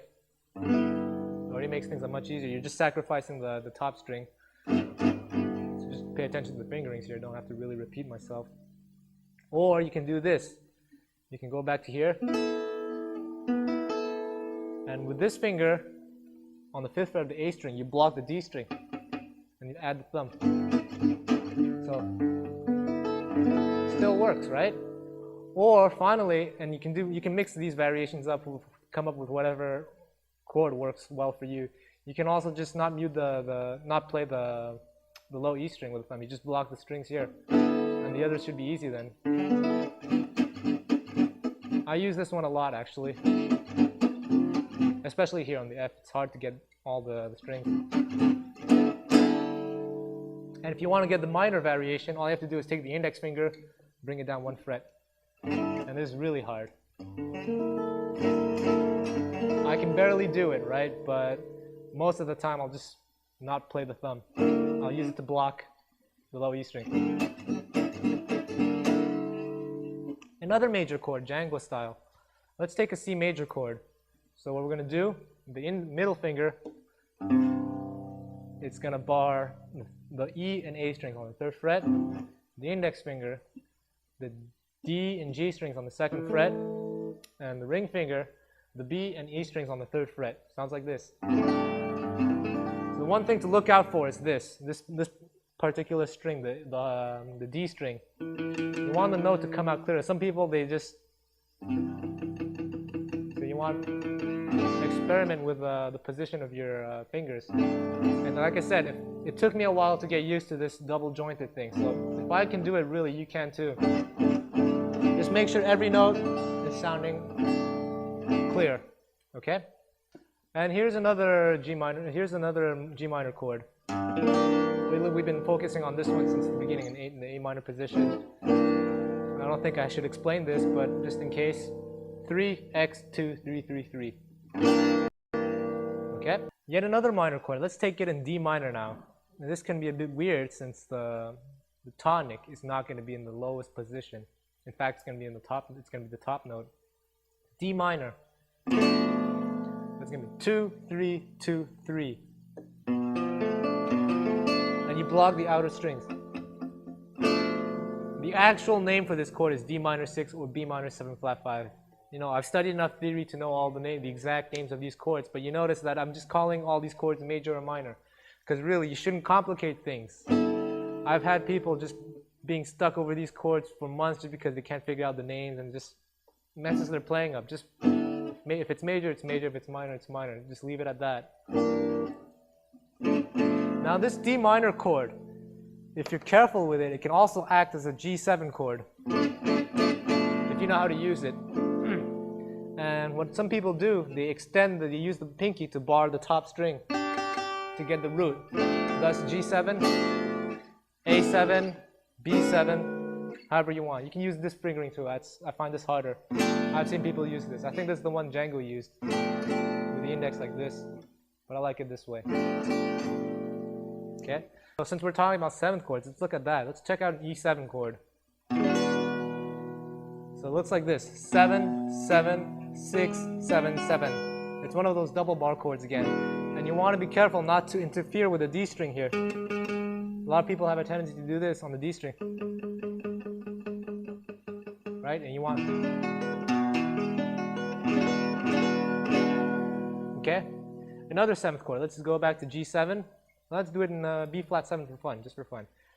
Thumb on the 6th fret, middle finger 8, middle finger 8 again, so it's a bar. Index 7, pinky 9, ring 8. Now this one's the hardest one of them all.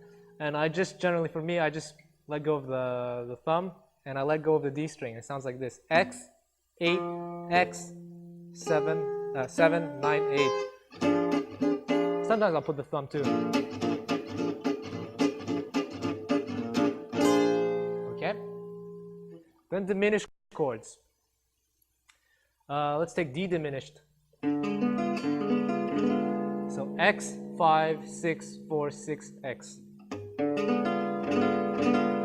just pay attention to the left hand if you want to get the exact fingerings down. Another diminished chord. Let's say A diminished. 5, X, 4, 5, 4, X. And the index finger is barring the D, G, and B strings only. So when can you use diminished chords?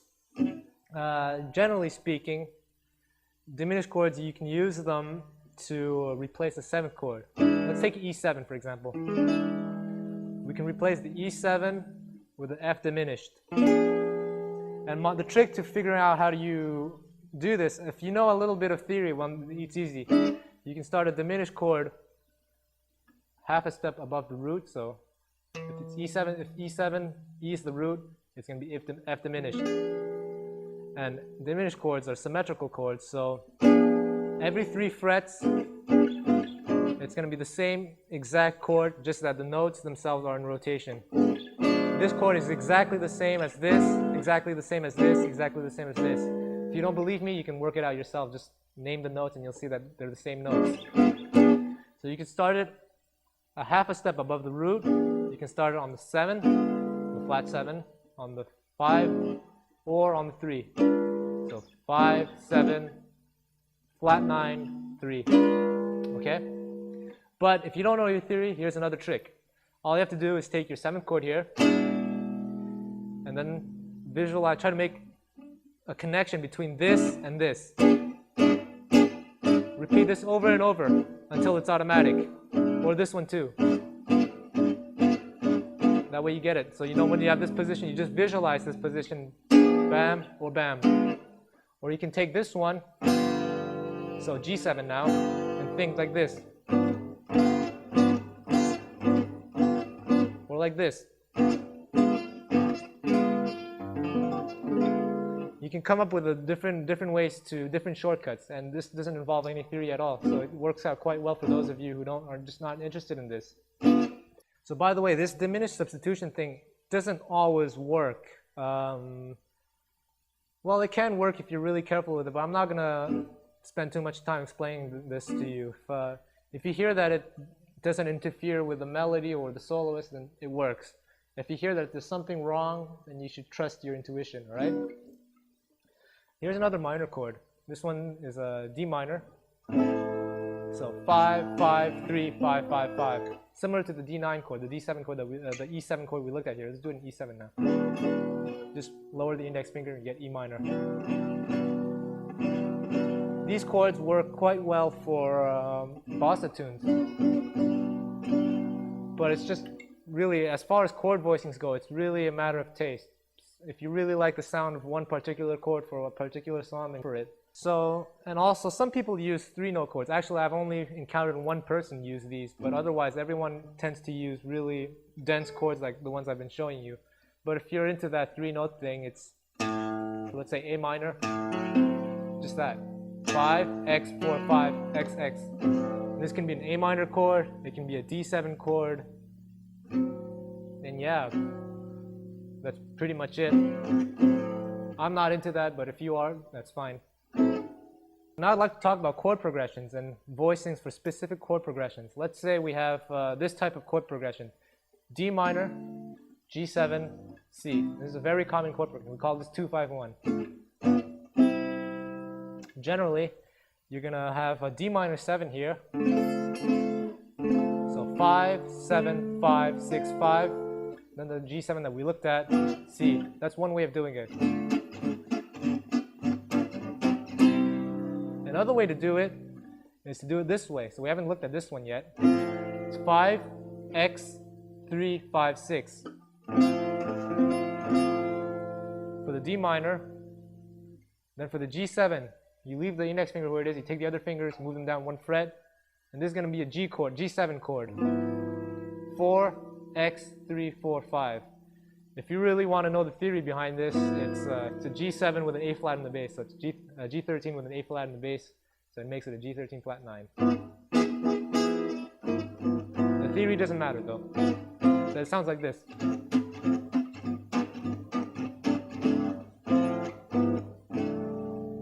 Okay.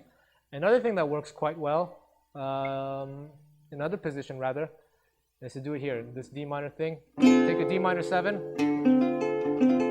10, X, 10, 10, 10. And notice the fingerings I'm using. I'm not using the index nor the pinky. I think this fingering is better because it allows you to switch to G9 easier. See? The transition is less difficult. So D minor 7, then G7. We looked at this one, 10, 10, 9, 10, 10, 10. Or you can do it this way too. However you want, okay? And if you're feeling a bit more jazzy, C major 7, 8, X, 9, 9, 7, X. Another common chord progression that we can look at one more is this. We find these in a lot of songs. Let's stay in the key of C. It would start on the F chord. It would be F, F minor, C, A7, D minor 7, G7, back to C. Now, so again, F, F minor, C, A7, D minor 7, G7, C. Another way to do this, these are all chord voicings, but these are voicings that we've looked at already, so I'm not going to break it down for you. Except for maybe here. I'm using C sharp diminished to replace the A7 chord. All right?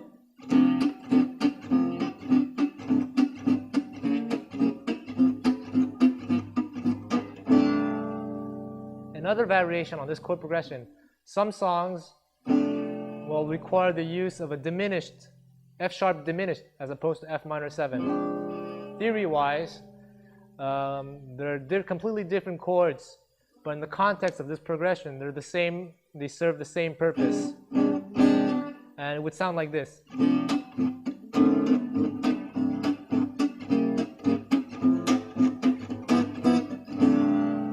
another way to do it. So instead of doing this way, we're going to use this one. So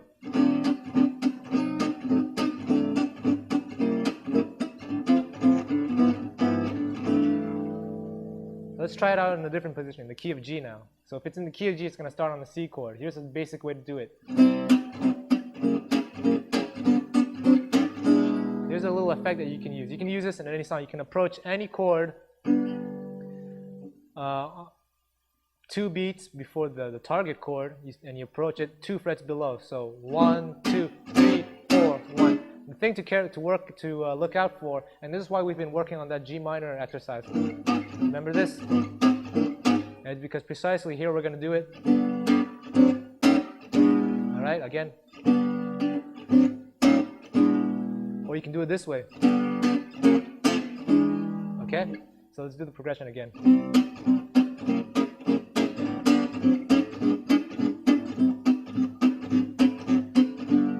Other voicings?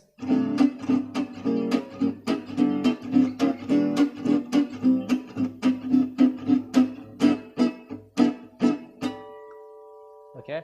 So work on these and try a few things out. So yeah, we're still going to look at a few other chord progressions, and I'm going to go by a bit faster now. It's up to you to really, it's important for you to be able to learn on the spot. And as later on, when you're going to be learning to improvise, it's all about being able to hear being able to play what you hear. And by working this way without tablature or any books or anything, you're forcing your brain to learn at a faster rate, and this is great. So let's look at this chord progression. Let's say you have 2 bars of G, in the key of G, so 1, and 2 bars of D7, 5, 1, 5, just that. Let's look at ways we can embellish this chord progression. The first thing you can do is 1, then add this chord, C sharp diminished. Now where does this chord come from? This is a passing chord. It's not replacing any chord. If you're interested in theory, we call this 0 progression, 1 diminished. It's a passing chord between G and A minor 7, which we're going to follow with a... And it's the passing chord is going to be made more obvious if you put it in the B flat position. It's the same thing, same chord, just another position. You see, there's a chromatic movement.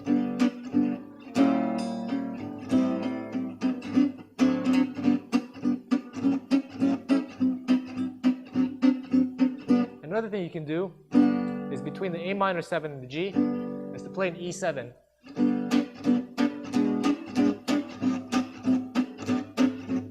Okay? Or you can do the E7 in this diminished position.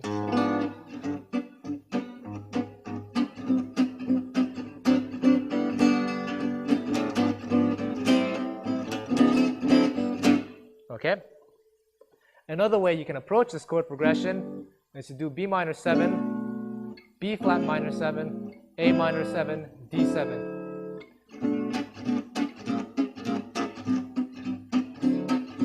Like I said at the beginning of the lesson, we're not going to focus too much on theory, but if you're really interested, the B minor 7, we call this the 3 chord. And in harmony, 3 and 1 are more or less interchangeable. And the B flat minor 7 is just a chromatic passing chord between the A minor 7 and B minor 7. But you don't have to worry about that, okay? Another way to do this is G over B. All right, this is a G over B chord. You may have noticed that we looked at this voicing before, but not as a G over B. We looked at it as a D minor 7. In this position, it would be E minor 7. But in the context of this song, this progression rather, it's a G over B chord. The G over B, B flat diminished, and we're adding this note here, just to give it a little bit more color.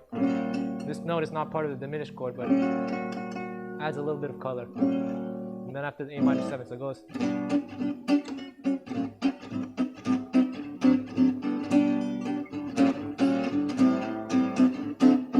So we've looked at a few different ways to make this G and D7 chord progression a little bit more, a bit richer.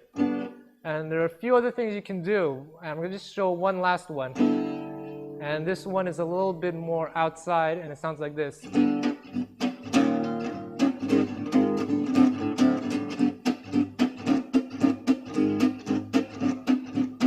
So G, E flat 9, A flat, D7, right?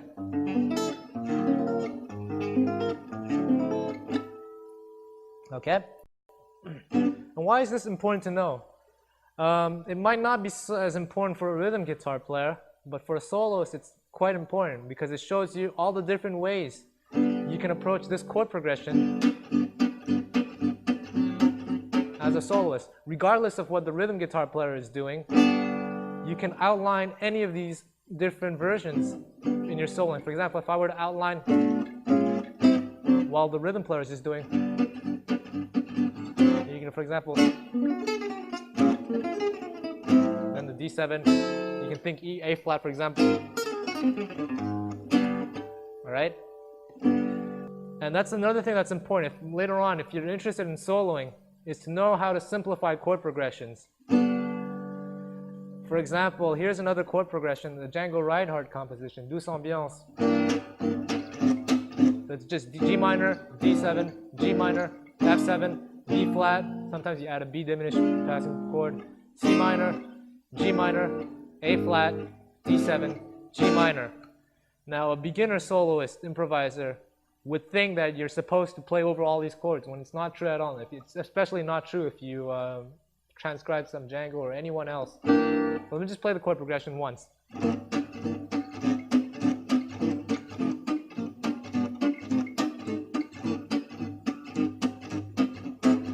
That's just the first state. We're just going to stop here. But really, if you know how to, the goal here is to know how to simplify things for soloing. This is how it is. This is how it should sound like.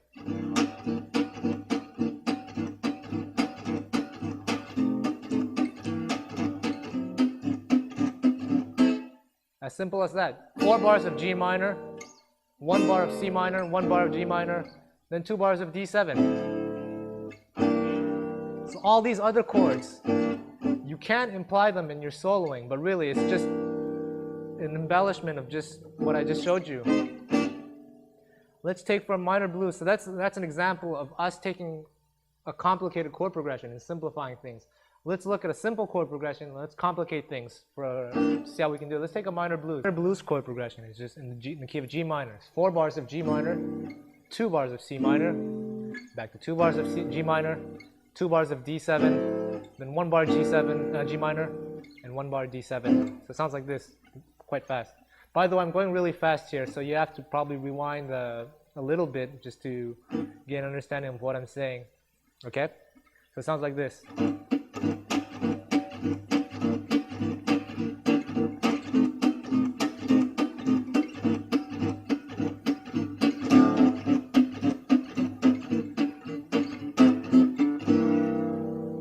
Here's a way you can enrich the chord progression by doing one like this.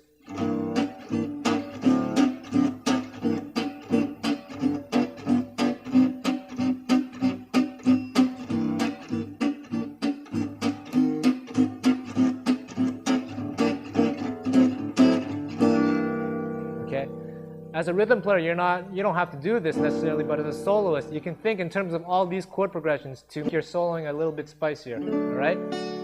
This is just one example of what you can do. So it's just G minor, D7, G minor, G7, C minor, G minor, A flat, D7. You can sort of apply these ideas to different songs.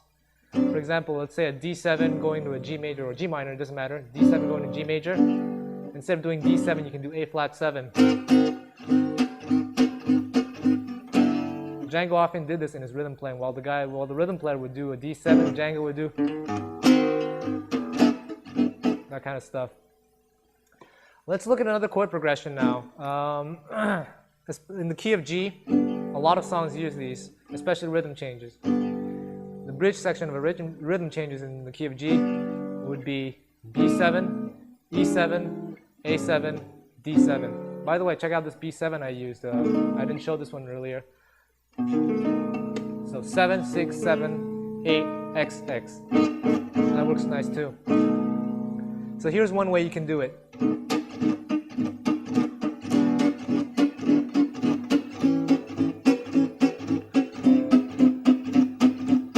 another way.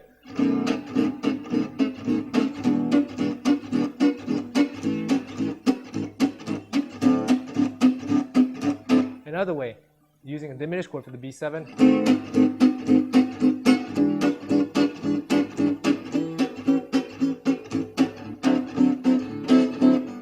These are the best ways of doing it, in my opinion. Of course, there's still other ways to do it. It's up to you to figure it out. Yet another chord progression. Let's say, for example, in the key of G, let's say we have this. So what does that represent if you were to simplify this? So is that it? In fact, all of this is just this. One bar of G, one bar of E7, half a bar of A7, half a bar of D7. All that is just that. So if you're going to be improvising over these chord changes, of course you can imply that chromatic descent, but you can also simplify things, right? And one more chord progression, let's say in the key of F. Let's say you have 4 bars of C7.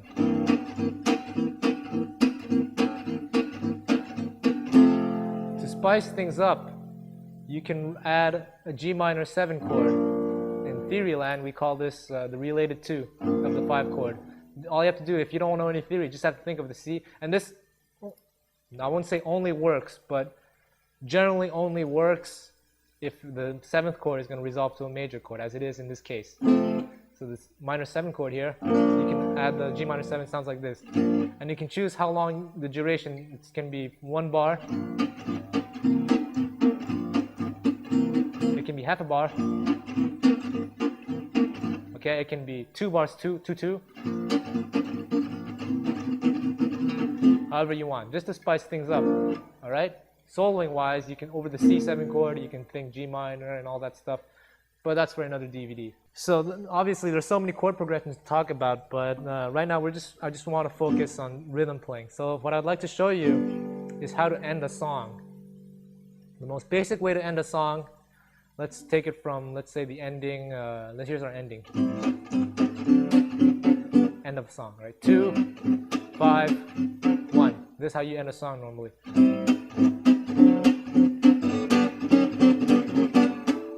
In the key of G. Obviously, in another key, the harmonic might not work, but here it is slow. So after the 2,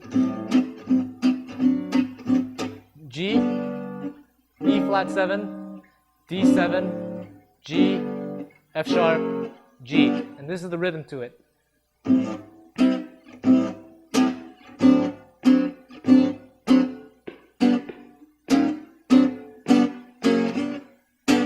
Again, 2, 3, 4, 1, 2, 3, 4. And notice on the first beat, I start with a little ghost attack. I'll do one more many times just for you guys.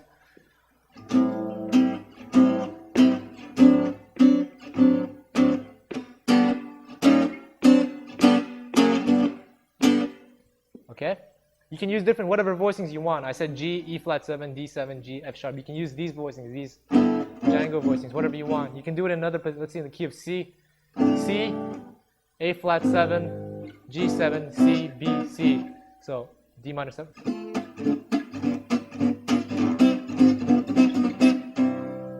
Okay? That's probably the most common way to end a song. Another way to just use simpler chords, it's the same rhythm but simpler chords, like in key of G again. It's the same exact rhythm, but I'm just using a G chord. Or you can use G, D7, G, however you want, like. Right? It's the rhythm that counts the most. So let's look at, to wrap things up, let's look at intros. We should have wrapped things up with endings, but it doesn't matter. We're working backwards here. In the key of G, here's an intro that you can use.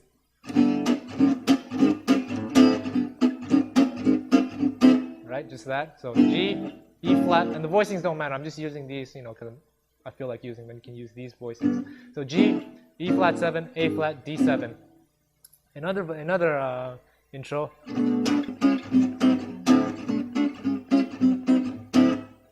Yeah, and still in the same key. Another intro.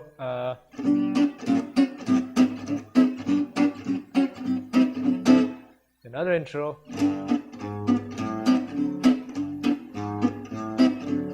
Yet another intro.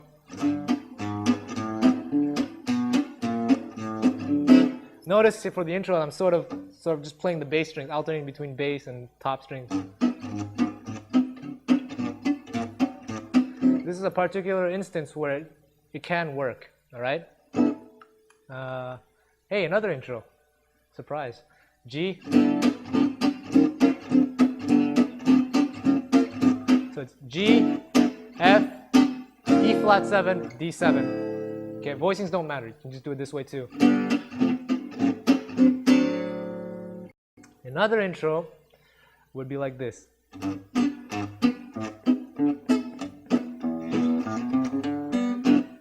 Right, so G, E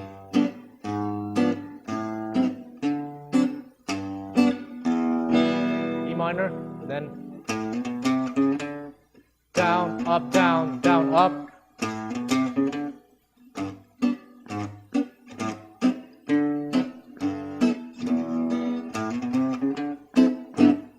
Okay. Yet another intro.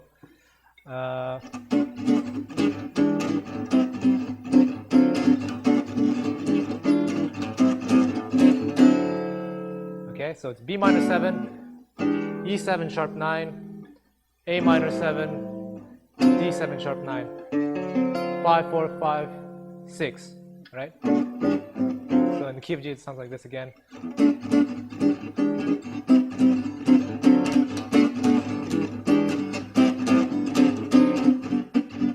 Alright? And there's so many different ways, a few other intros we can use, but I think that's enough for you guys. Let's try minor chord progression, minor intros. So here's what can work.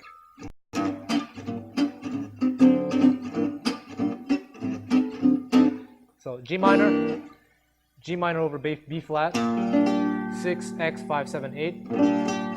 A minor 7 flat 5, 5, X, 5, 5, 4.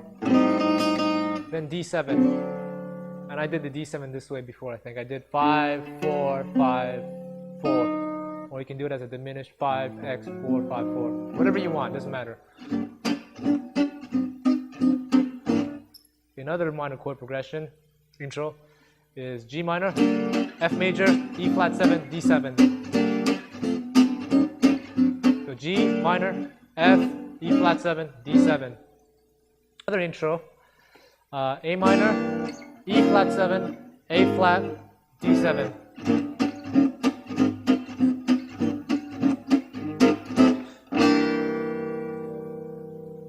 So that's plenty for you to work with, and you can come up with as many intros as you want. These are just the basic ones. So I hope you found things useful, and obviously towards the end of the lesson, I've been going by quite fast. So if you're having a hard time with that, just slow things down, rewind, and just focus on that part, and that's it. So thanks a lot, guys. So at this point, I'd like, if you guys have any questions, feel free to ask them now, or forever hold your peace. My first question is about endurance and how you build and maintain endurance without hurting yourself, and whether it's maintaining good posture, stretching properly. Okay, so obviously good posture is quite important. And as far as practicing goes, what I would do, what I did and what I still do, obviously you can work with a metronome. There's two things. First of all, is working on timing and also working on endurance, right? Timing is quite important. So for timing, what I would do, I would set the metronome to a medium to slow tempo and work out all the exercises that I explained earlier, right? And then for endurance, I would kick the tempo much higher and just try to keep up as much as possible, as long as possible. Obviously, at one point, you're gonna, depending on what your level is, if you put it, let's say your maximum is around 300 or so, you work on that for a while and try to keep up as much as possible. And obviously, you're gonna tense up, and that's kind of good. You want to push your limit, but at the same time, you don't want to hurt yourself. So another solution that I did that was much more musical, much more fun, was just practice along with recordings. I'd take an album and just accompany from beginning to end. And for faster songs, what I would do, if I noticed that I really couldn't keep up, I could probably just do 1 minute, and at one point my wrist is about to explode. What I would do, I would put it on the computer and I'd slow it down to the point where I can do it completely from beginning to end, then slowly, gradually just work my way up. And that, I found it worked really well for me. And hopefully, I'm sure it's going to work for everyone else. Okay, another question? I've got 2 questions. The first one is, do you ever scrape your fingers on the right hand? And secondly, what are the common mistakes that we did not cover?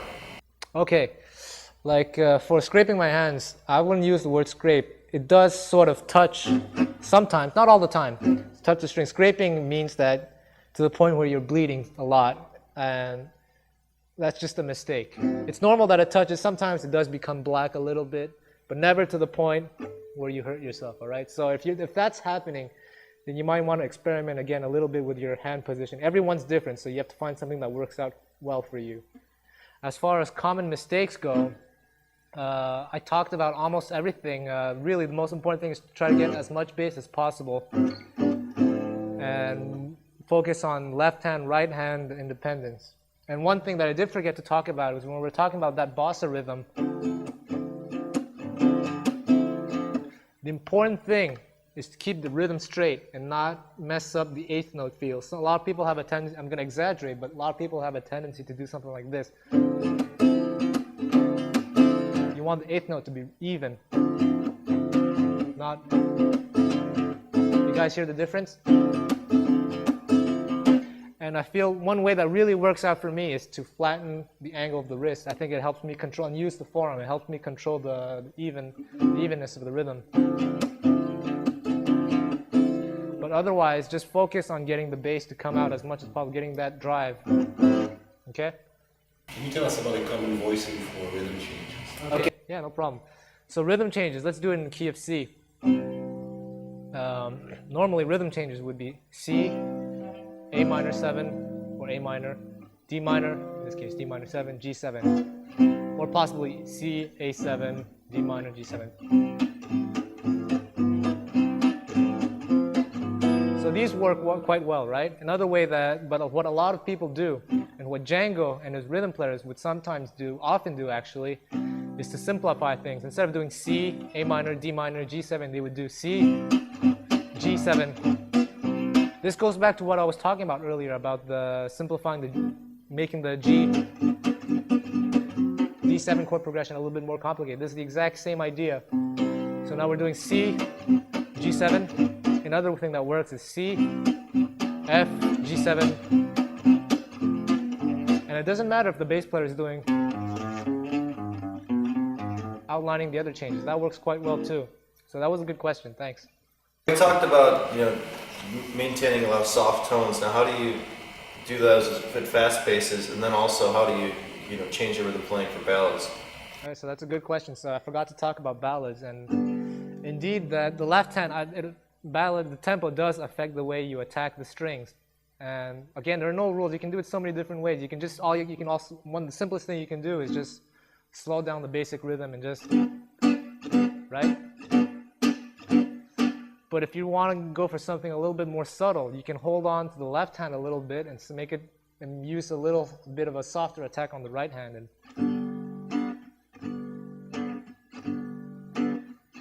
so you're holding out on the left hand on the first beat.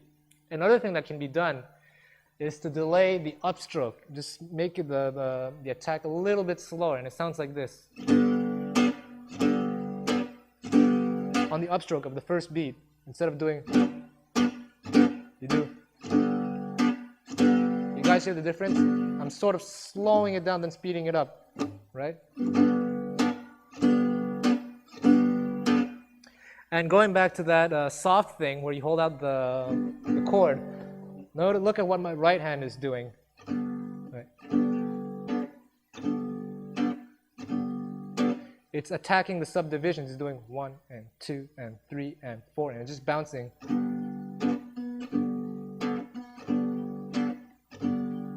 So that's something that you can work on as well for ballads. Since I've been learning about this style of music, there's been a lot of talk about the angle of the wrist and how you hold the pick and how the hand gets bounced up. to try to, again, back to the fatigue, you know, where to put the least amount of stress in that area. And we've talked about keeping the wrist straight and more with the hinge here or whether it's here. Maybe you could talk a little bit more about what you feel is best. Okay. Yeah, so we did talk about this quite a lot. And like I said, there is no one right way.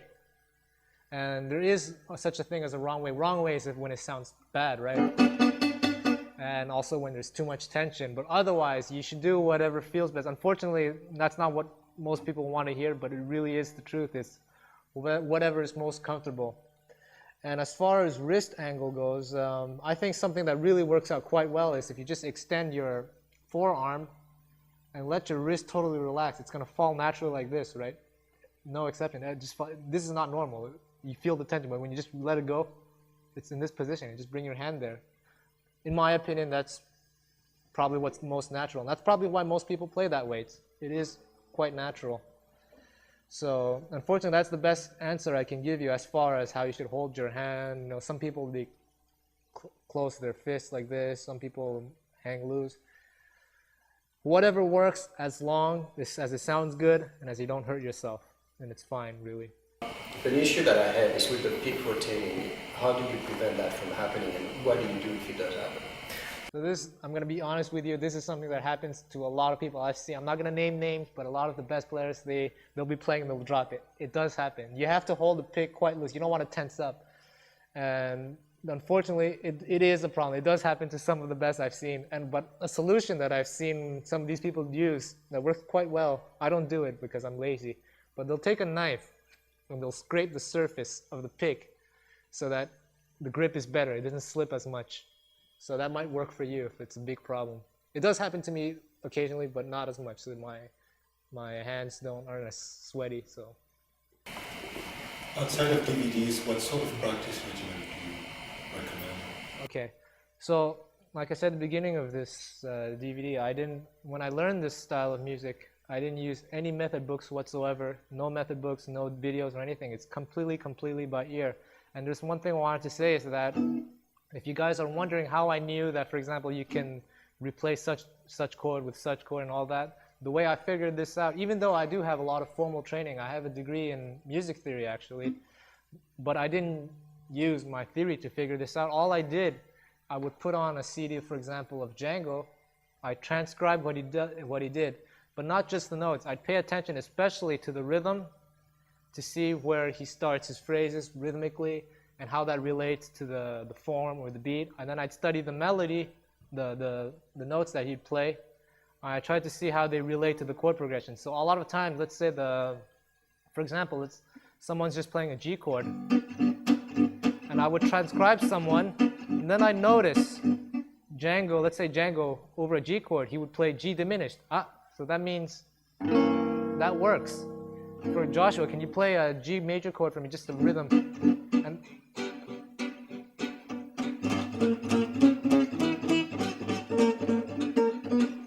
see, it works quite well. As long as you resolve your phrase, almost any substitution can work. And to figure out all these substitutions, it's really a matter of sitting down and listening and transcribing. And this method is probably the best way. It's the simplest way in that all you have to do is sit down and listen.